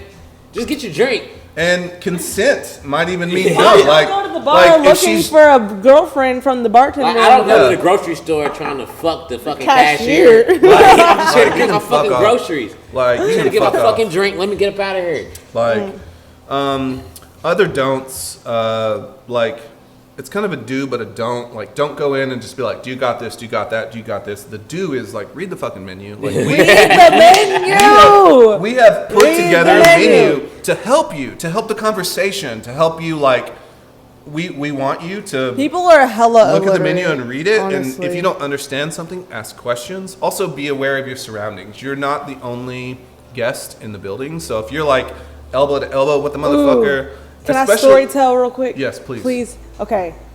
Only because it's relevant to this bar. In this bar, packed ass, total bar full of people. This guy, and I mean the cocktails here at Meta take, what would you say, at least 2 to 3 minutes per cocktail 4 to to 5. make. At least. At 4 to least 5. at least 2 to 3 minutes, maybe 5 minutes per cocktail to make. This is not a place that you come to when you want to get served quickly. Like, you come here because you're planning to spend about an hour, order your drink, have your conversation. And this guy literally yelled at Amy. I was sitting right next to him. He literally yelled at her and was like, how fucking long does it take to make a fucking drink? And she literally, with her most hospitality angel self, looked at him and said, it's taking me a little bit, but you'll get it soon. Yeah. And I was just like, Like, bitch, use a good one, because I would have Like- cussed his ass out. I would have cussed his ass yeah, out. like, fuck I would you. have been like, bitch, do you think you're at know Eron would've fucking, cussed him out. I've been, Aaron would've cussed listen, him no, out. I've been a guest. I've been a guest at Meta and I've seen how people talk to Natalie and Amy. Yeah, and I want to turn around and be like, fuck you. Like, I mean, shut the I fuck think, up. like, I don't think that I said So I anything think that's too probably gonna much. lead into another don't of a fucking Like, but it's customer. one of those things that's like you need to really understand where you are. Like, if Understand you're situation, in like- Don't a go- bar like this that has fucking beakers and shit that they're using to mix your drinks, fucking like, making the soda. like Here's what I'm they're saying. literally, They're making soda. like, They're they're actually literally making- crafting making the something soda. in front of you. Like, For your if you vodka go to soda. a craft bar and your drink takes 7 minutes, maybe I think even at Death and Company in New York, I'm pretty sure our drinks took like 15 minutes to get to us. Perfect. Like they're preparing a meal for you. Like Yeah. you just need to don't go to.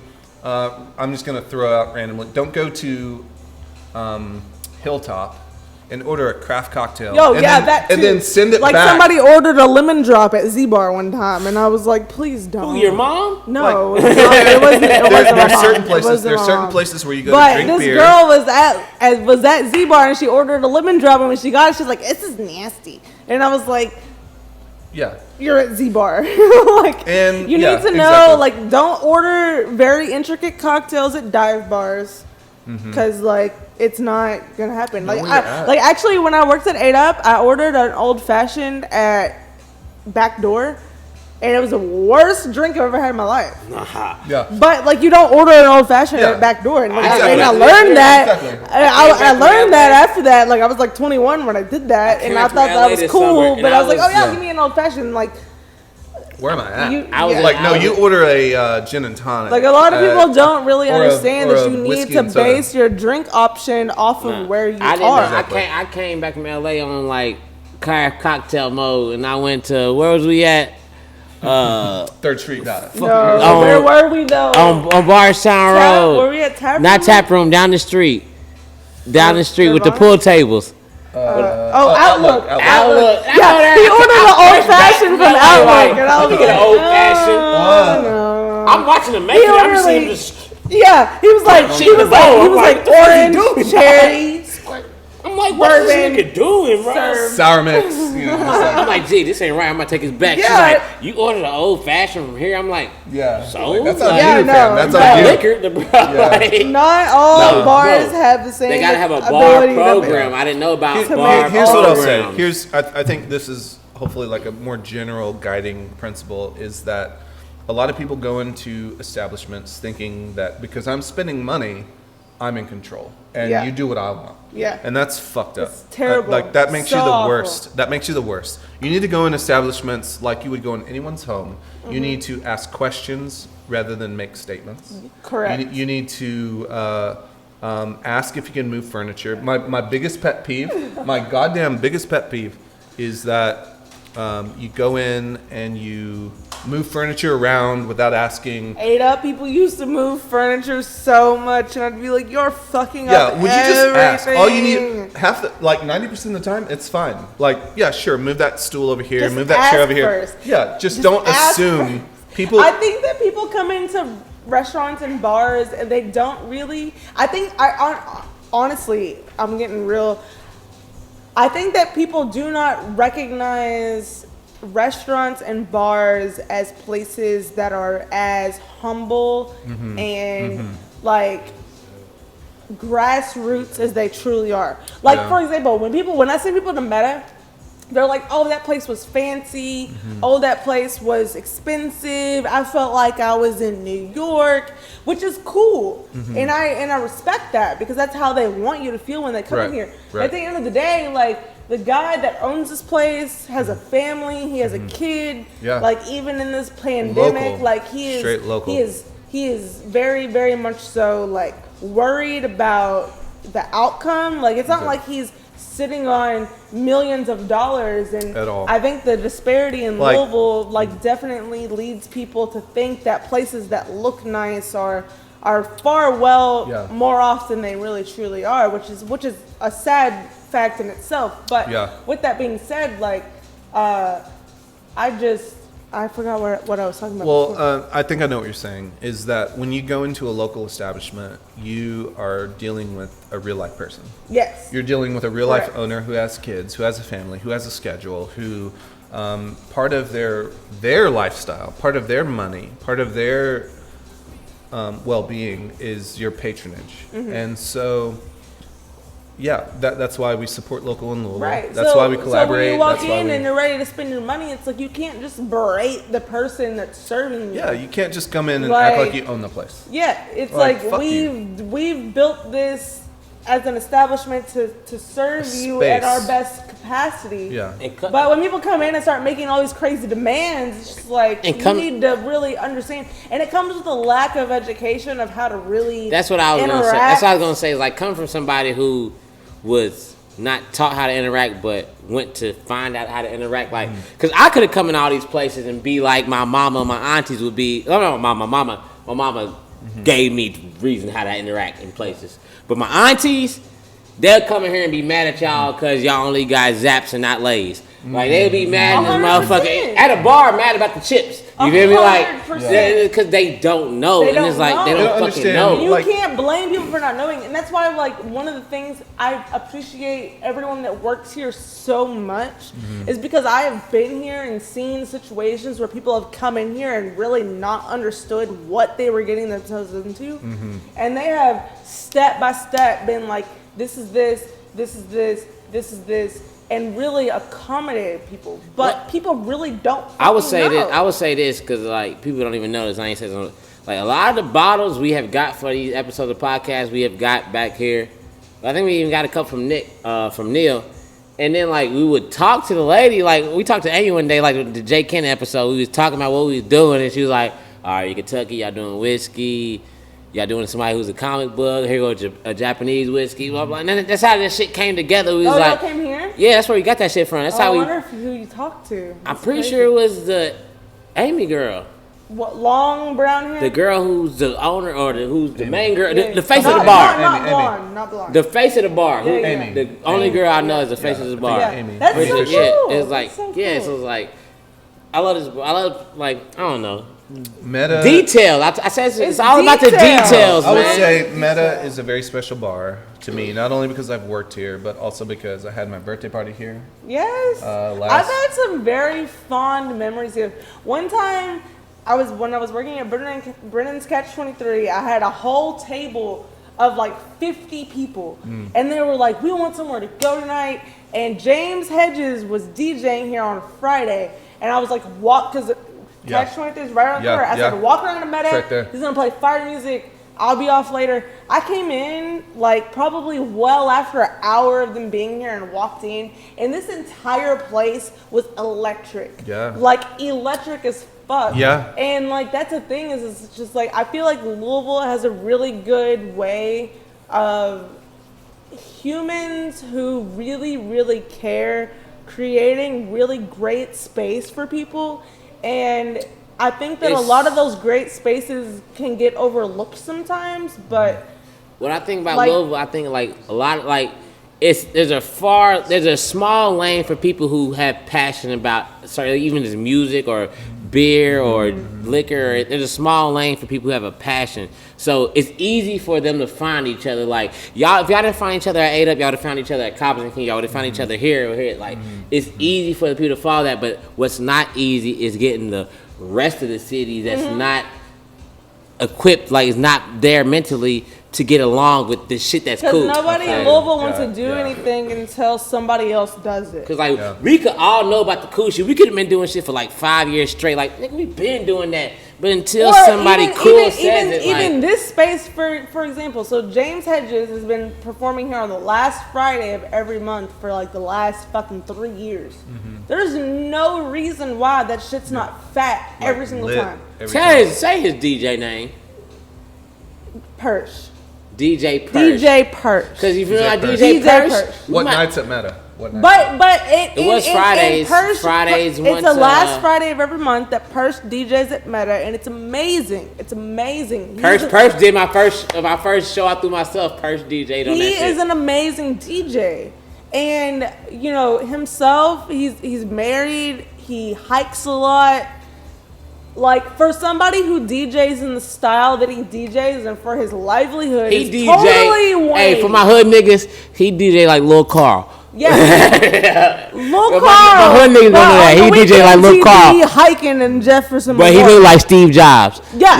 Steve Jobs, but he DJ like Lil Carl. Like literally, that's the exact expression. For real. And for a very long time, I was trying to get people to draw into here. When I bring people into Meta, they're like, "Oh, it's just too expensive. It's too fancy." I felt weird when I went in there. And I definitely think, and this is one thing that I want to say is, I think that people don't give themselves enough credit to express themselves in high society environments. Like I don't care. Like if you got money to spend, if you got money to spend somewhere, like if you walk in somewhere and you are gonna pay for what you experienced. Yeah. And if you're gonna tip on what you experienced, I don't give a fuck what you look like, what you got on, nothing. Back to what we was back. It's crazy how far off we got. You said if you're gonna tip. We never even got to number 2 on your fucking list of what not to do at the bar. This is all stealing from his number 1. Like, this all stealing from his number 1. Tip. Do not tip. I know that's a double negative, but do not tip. All right. And tipping is a very controversial. Okay, what time are we at? Because I want to know how much time we got to spend. We got plenty. We not even at an hour 30 yet. Okay. Oh, we're at an hour 40. Tipping. So we got like 30, 20 minutes. So a lot of people in America think that tipping isn't necessary because it's not forced. However, I want people to understand my first statement.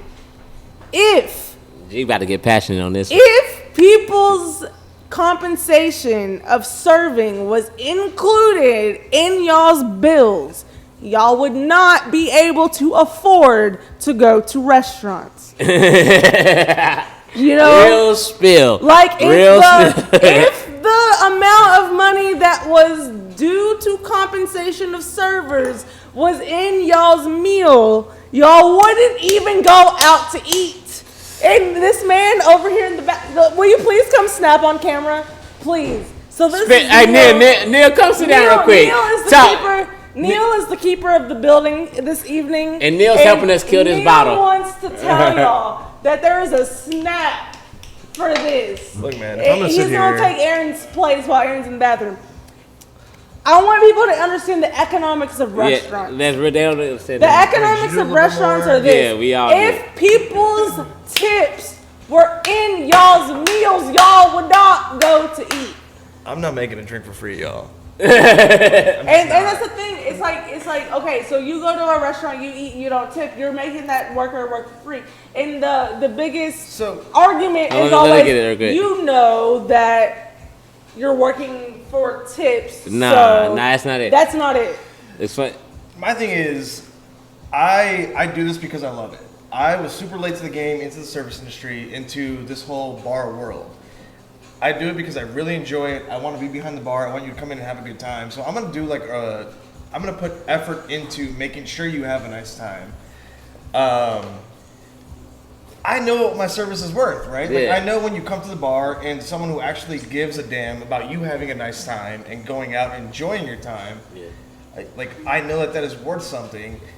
If I factor what I put into it, or like what Aaron was talking about, the amount of hours that goes into creating one ingredient. Dog. If I factor that into a cocktail cost without factoring a tip, that's going to be a $22, $23 cocktail every time. Literally. Yeah. And think about that. Yeah. Think about that. That's when you real. go out to eat, when you think about these servers and you eat and you're like, oh, I ain't got to tip them because I ain't going to get in trouble for it. Like, you're making somebody else work for free, and that is slavery. And we all know how that worked out. So, like, it's fucked up. No, it's I have literally one. fucked up. He got one. Because you, okay, so since quarantine, I think Charlie and I have eaten maybe 4 meals that we have not cooked on our own. And cooking takes a lot of fucking energy. Yeah. A lot of fucking time. A lot of times. Shout out, Neil. We will go a day. We will go a day, and we'll be in bed at like 10 o'clock, And I'm like, why are we so fucking tired? And I'm like, oh, because we cooked for fucking 4.5 hours. And cooking, like you that's might why cook we're for 2 tired. hours, but you spent 2 hours thinking about what to cook. Exactly. Right. So when you can go to a restaurant and you can get some food that somebody's already thought out for you, already prepared for you, you can Already trial and error. If you already want- trial and error to make sure it's good That's for years you. worth of It time. really- That's Like, years worth of time. You It can really- give them 20% on their Here's the fucking thing. tab. Here's what I think settles it. There really are two kinds of people. One person goes into a restaurant and thinks because they're paying money, they own you, and it's their place. There's another kind of person who goes into an establishment and understands they're being served, and this is someone else's place, and you're a guest, and you want to be polite. You want to ask questions. You want to, respect the volume. So if they're slammed, don't go and order a bunch of crazy shit. Don't be like the people at O'Shea's when I worked there, and they would order strawberry daiquiris. Just be At aware of 1 your a.m. surroundings. Yeah, just be aware of your surroundings. Don't do that. Be nice. Don't do that. And places like Meta, you have bartenders who, and this isn't just at Meta. This is like at Expo Bar. This is at a number of places where people are doing this for a lifestyle. They're not doing it as like a hobby job. They're not doing it as like something on the side. They're not doing it because what's your real job? And I'm really happy that you said that, because I think a lot of times people think that bartending like isn't a real job. Mm-hmm. But I really want people to understand that the amount of money that you can accumulate being a bartender definitely puts you in the same I'ma playing I'ma field tell you, of having a real job. Fuck the money. Fuck the money. Anybody that puts something in your body, you pay them as much as you can pay them. Literally, though. These motherfuckers putting liquid in your body. Pay them as much as you can pay them. Yeah. If you got $9, pay them Here's that $8. shit. Yo, we killed this bottle. Here we go. Pay them motherfuckers. Bottom of the Motherfuckers putting something in actual your body. bottle. Hey. Stupid ass people be like, oh, you feeding me? Let me pay you as cheap as possible. No, I wouldn't even let people Like, motherfuckers why put a would finger you in my ear want? for Why free. would you want to disrespect somebody that's giving you something? Would you allow somebody put to in your come body? It's put about- their finger in your Yeah. ear for free? That's it. That's You wouldn't allow somebody to put their Fam. finger in your ear for free. There's nothing left in that There's chartreuse nothing bottle. left. We killed it. We killed it. Hey, cheers to. I'm yo, actually not as fucked up as I thought we were. Nah, I gonna thought we was gonna be be. I thought we were gonna be way more swayzy. fucked If up. we Oh, came in just- one car, like Spencer, you Just- limo just driver, wait till- I feel like you cameraman, were more fucked audio up man, everything than, tonight. stand up. I Just like wait till the you stand up. Craig episode, honestly. Hey, cheers to what you just said. Cheers, Neil. Avocado over there. I would say that. Yeah, that was a good point Yeah. to make. Like, You- I fuck with that. I really Man, fuck the with that. motherfuckers putting nutrition in you. If we put something in your body, just know that there. Here's what I will say: the dues. Here are the dues. Do understand that your service industry professionals, not people who are doing this as a side gig. This doesn't happen at 10. Like Roof. Neil That said, he doesn't- said he love this shit. like He there- do this shit out of the passion. You do this with your He look soul. at me like, I love this shit. You do this with your I soul. love So this shit. people who are legitimately putting their lifestyle into this, which we can get in this conversation here in a second about how now we're all unemployed and how you can help. Yeah. But people who are like behind the scenes, really giving you love and care. I mean, it's worth what you pay for. It's worth what you pay for, and it's worth what you tip. And just know that we live off your vibe. We live off. And one thing that I want to say really, really, really quick is that the makeup of the restaurant and bar industry in America, I feel like, is quite flawed, and that's not our fault. It's not our fault that from the beginning of all of our restaurant and bar experiences that we have been experienced to tip people. You know what I'm saying? We didn't choose that. Yeah. That was chosen for us. Yeah. Luckily, it was chosen for us in a way that was relatively Simple and not that hard. simple and not that hard. It's really not that bad. And, you know, like in places like, you know, because they want to compare us and they say, well, places like Italy and Asia, well, Europe and Asia, I should say, more so, you know, tipping isn't really a necessity. And it's like, no, it's not, because It's those not, but it places, is. the establishments over there are not looking at different. tips It's a completely fucking different for country. a for a sense of income because their entire fiscal plan for their restaurants is totally different than what we have to deal with over here. So it's like over here, every time you create a dish or you price a dish, that price of that dish has all of the labor included into it. I think over here we don't need to call, like, real talk. It shouldn't be called tip, like, because if I say like, oh, Jig, I tell you the story and I give you an extra tip, that's just like an extra. It shouldn't be called a tip because it's not a tip. It's not extra. It's not the tip. It's the body. You feel me? Like it's the body. It's not the tip no more. Understand you're giving us our life being. Yeah. Like So we need you're giving from us this our life on. force. It ain't called tips no more. It's called Like bodies. you said, Body it's- mean, it's nigga. Like legal- this is the it's body legal because it's drug not the dealing. tip no I more. would You say feel me? this is, your tips is what I Yeah, this is live a off shaft. of. No, I would say what you tip is what we live off of. You forgot your shaft. We live off of your generosity. We live off your response to what we do. Make sure you shaft your service. Living off that generosity isn't made by us. Here's That the was thing. established You need to- before us. Here's the thing: is you need to recognize what we're doing, And if so that we your weren't generosity- doing it, nobody would do it, and then you wouldn't be able to do There's it. such a thing. There's no way in hell I'll be a bartender. I don't care. Yeah. I've there's seen such what a I thing. did to y'all. I There's- did to y'all. And Right? the I'm not thing doing it. is like if we were not here to serve or bartend, nobody would do it. Fuck There no. is such a thing. There's such a thing as informed generosity. That's where your tips come from. And when you are informed about what takes place in any establishment that you walk through the door, someone checks your ID, and you go order a drink, you understand what's happening behind the scenes, you enjoy yourself, and then you tip based on what people are investing their heart, their soul, their lives into. That's what bartending is. Like, fuck you if you're like, hey, what's your real job?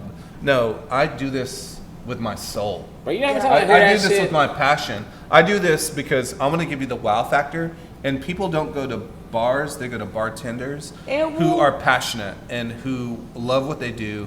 And that's what draws you back to a place. It's not, oh, this was a cool bar. But there's a lot of people who don't focus on bartenders or atmosphere or anything. Like they just go somewhere because they feel like that's where they need to go. They're entitled. Like, go and to that, Tenry. and I think that's where I really hope that people start to try to like differentiate between where they're going is like, what is this place giving to me? Like, I wish that people would look at bars as the place of where am I spending my money? Yeah. Where is my money going to? Where's it going?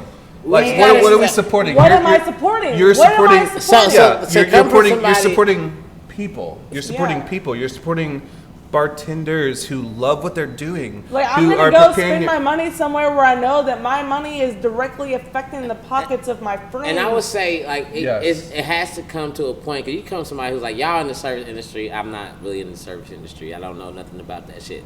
But I know about the act of serving and giving right. people a proper product and shit. It's just the bartender, like, oh, get me right. It's like, what's surrounded around it sounds like, it just, I ain't call it negative, but it doesn't sound like somebody doing as much work as they're actually doing. Like, you say, oh, bartender, you wouldn't think that they're doing as much work as they're actually No, doing. 100%. So there has to be a The- way. the- There has to be a way the- to put that on French. There has to be a way to show, like, that's why, like, I like people who, like, when I go to out of town, see motherfuckers light my drink on fire, or put the show along with my drink.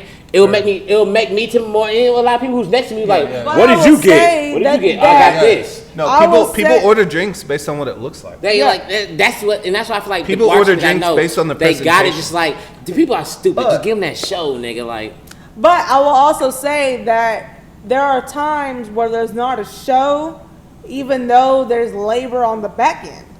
yeah. So it's like you're not giving somebody that's what the I'm same saying. respect when you don't see it, even though it's I still being done. I know that. I know that for a fact. I'm just saying, is like people are so like, you know how the people work. Like, you gotta play. Yeah. You gotta play the fool Yeah. to play the fool type Yeah. shit. Yeah. So it's like you just got like people don't understand how much work. Like, he named out, I thought he was naming the drink, like the ingredients for this. He was naming the ingredients for a ingredient of this. You feel me? Like, people don't know that hard work. So, like it took a I don't care if conversation. even on the board you got to put, like, the 30 ingredients that it took to make that drink. People got to know the work. And people undervalue the work it takes to, even a chef, even a fucking, like, a photographer, a videographer, like, even a creative. People undervalue what it takes to be a creative, but they depend on the creative to get them through their regular lives. So I feel like we gotta find a way to make, like, as a bartender, you gotta find a way to You make just need to find this I think people to what know you're what saying- it takes. I You think feel what me? you're saying is you need to find consumerism appreciation. Yes, for real. You Like, need to have consumers understand enough to appreciate, exactly. and that But tips a will lot of increase. people that consume don't really care to dive deep. It don't have to into- care, but if they They knew, understand you would what have they to. consume, Yeah, though. Like, you Here's might my, drink- Here's my biggest do of your do's and don'ts list. My biggest do is just understand how you can become an informed consumer.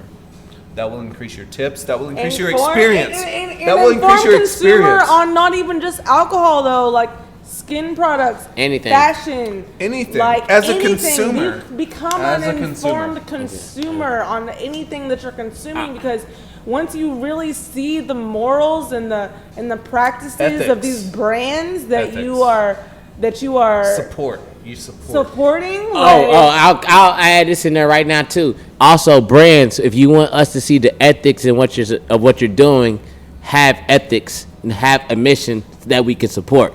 Because a lot of brands is out here for money and they don't transparent. have the mission. Transparent. We Be need to know the transparent. mission, and it makes it easier for us to support. Yeah. You feel me? And that kind of goes back to the bartenders. Like, people just think like, oh, they're just here to get me drunk. No, I'm here to get you drunk in the easiest way as possible without you. Not even get you drunk. I'm here to make you. I'm giving you an to experience. relieve Bartenders stress. are Like, low-key therapists. Really? Honestly. We're here Really? to change your Low-key mood. therapist. Like, We I are had here a to woman change who your used to mood. come sit with me at O'Shea's, and she would literally come in Thanks for and being sit at O'Shea's because it was the only bar close enough to her house arrest monitor to where it wouldn't go off if she had a drink. And she would come in and she would talk to me about all types of shit, and I'm just like, I mean, I ain't gonna get in trouble for the shit, but you know, like, bartenders carry way more weight than the average person wants to allow them to. Yeah. And it's just like I've been in so many situations behind the bar that I've had to mitigate shit, like get a couple through their fucking like argument for the evening, or like help somebody through. Like, I've cried with people. we know for a fact. I've done so much shit with people behind the bar that like people don't get. All What? right. Neil has a question. What? Yeah. Okay. What? I'm agreeing with you. I've had someone ask for a divorce in front of me at a bar. Someone has Okay, so How do Neil you get said that divorced somebody asked for a divorce in front of him at the bar. That's heavy shit. like that's where we're like. Never had though. I was like, you better tip me accordingly. That is some heavy shit, and So like, just therapy like shit. I've had so many very like intimate conversations with people at the bar, and like people act like this shit doesn't exist or It's something. not free. You and pay a therapist $200 an hour for that yeah, type like, shit. Like, you pay me 20% on your fucking $20 tab. I And I'm had just listening to just as much as your therapist did this week. I had a Like, couple. no. I had a couple at Alexander. They were the only people sitting at the bar. They were there. It was a guy and a girl, and they got into this argument, and it was like intense. So I was like walking around, like busying myself, doing shit, and they were like, "What do you think, bartender?" No, they do that. And I'm They do like, that "Oh my shit. god, I'm about to They're like like, break "Oh, I or don't- make I or don't break this know." relationship. I'm about to make or break this relationship." I was like, "I don't do this well. I think you're right. I'm leaving. I'm cut. I'm cut. And it's crazy. It's crazy that cut. you Last- say that. It's really crazy that you say that because I can't really Ugh. remember the specifics of the conversation, but I remember being at the bar while two people were talking, and they looked at me and they were like, "Well, what do you think?" And I was like, I think you should get another drink." "I think y'all should take this conversation somewhere else." Now, what was Neil trying to signal to you? We talking about that. The No, way. we're talking about bars having a mission. Maybe Bars having Oh, a yeah. mission. Yeah. Expo Bar has a like very serious, very dedicated Expo. anti-race program. Yeah. Yes. So yes. Expo, if we're gonna give Expo a plug real quick, it's I on still have not been there. Second and Main. Oh, you would love it. I know, So and it's I right haven't across been, the I'm street sad. from Doc's Cantina. Doc's Cantina, Doc's Bourbon. Oh, not Doc's Doc's Crow, Cantina. Doc's Crow. Doc Crow's. Doc Crow, okay. Doc's Bourbon Room, right across the street. So it's a downtown bar that is very passionate and very like built upon sustainability.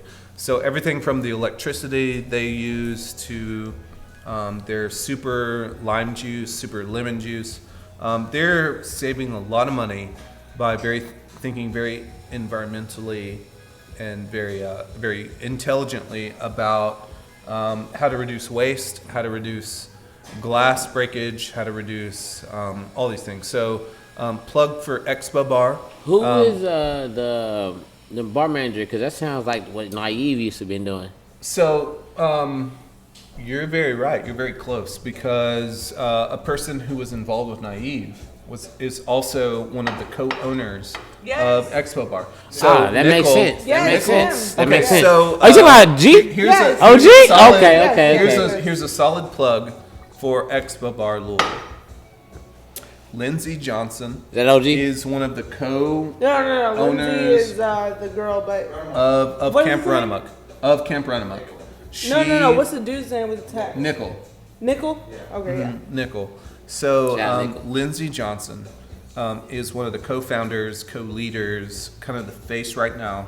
She was in Forbes 40 under 40 when it comes to changing the game for the bar culture. Lindsay Johnson is a co-owner at Expo Bar downtown in Louisville on Main Street, and her partner Nickel is the bar manager, co-owner.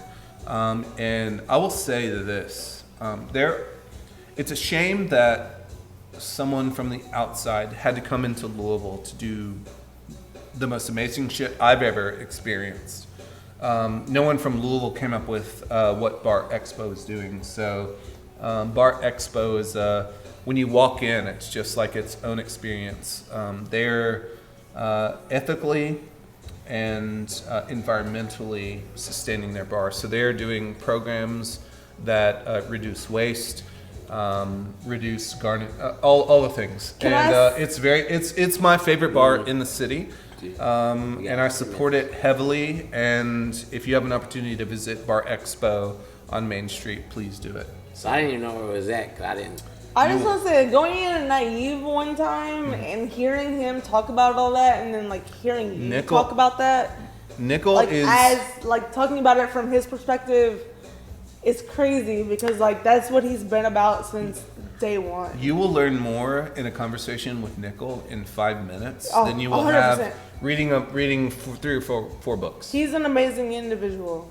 He's so good. Yeah. And I respect him. Initially, Yes. I didn't know where to place him because he's bartended in Hong Kong. He's bartended in San Francisco. He's bartended. You can look at him as like this man is worldly. Yeah, he's not from Louisville. That's what you look at. You look at it and you're like, okay, He's a this is not worldly Louisville. individual, yeah. And so him and Ryan, who were kind of the initial bartenders there, they have a few accumulated bartenders with like Alex and a few other people. It is a bar program in general that Gold Bar is going to benefit from. Like we want to do their super lime juice program. We want to do their super lemon juice sustainable citrus program. Was it you?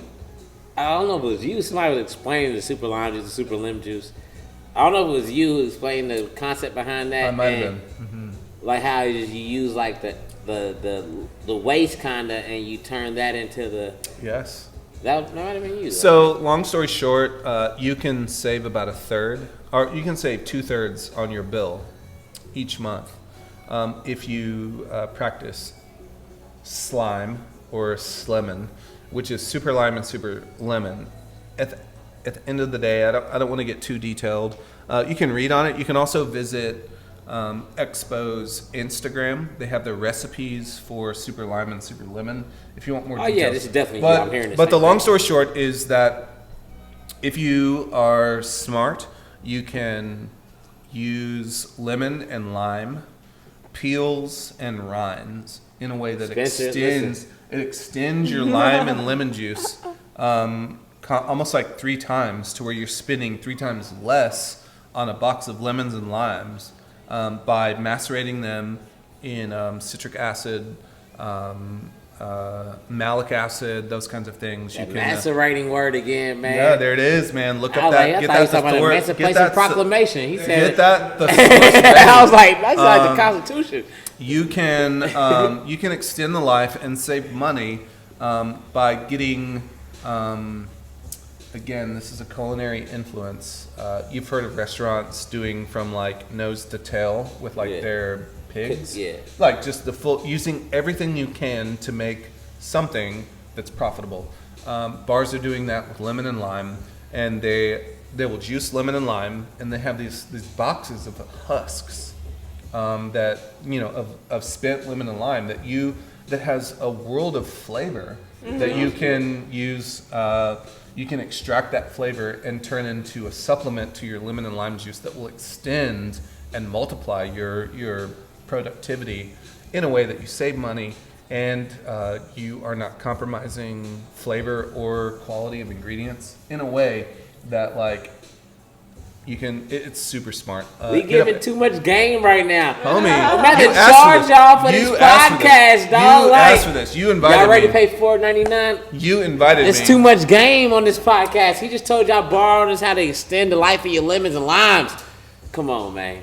I Come on, mean, man. y'all asked for this Come on, by clicking on that episode. And it sucks that we are at 2 hours right Holy now. shit! We got so much to talk about. This is the intro. Like we haven't even got we got so much to already talk to the about. bottom. We been at the bottom of the motherfucking bottle. Here And we I've go. been y'all Check this motherfucking out. host, Charlie, 3 times. This been my baby, aka my arch nemesis, Jigg. You feel me? I love and hate at the same time. This is Hey. the homie. Introduce yourself. Eron Plevan, hit me up when you get a chance. I don't know. Hit me up in quarantine. If you slide into my DMs, I will make you a cocktail. Slide into those DMs. It ain't thirsty, man. Cheers to I mean, I'm thirsty, but I ain't thirsty, but I'm thirsty. Hey, he said it, not us. Shout me out. I'm Charlie 3 times, aka the last of Mohicans, aka the last of dinosaurs. You got my baby Jigglypuff. You got the man, the mixologist, Eron. Mixologist You got is Neil it. in the background holding us down. You got the main man Spence holding us Meta. down. Always Meta. fucking every Meta. fucking Vote day. for Meta. Shout out to Meta. Shout out to Jeremy. It's fucking the bottom of the bottle podcast. This is a fucking great episode. It's Charlie Trey's Bases. We out this bitch. Yada that in the baseball bat. And you gonna see us take some ski shots in about 30 seconds, you punk bitch.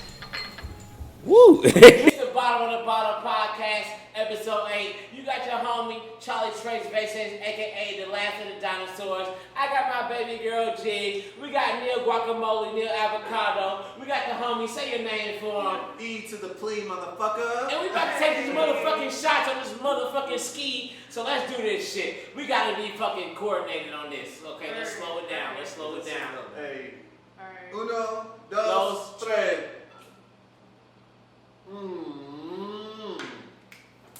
Yeah. Yeah, your baseball bat.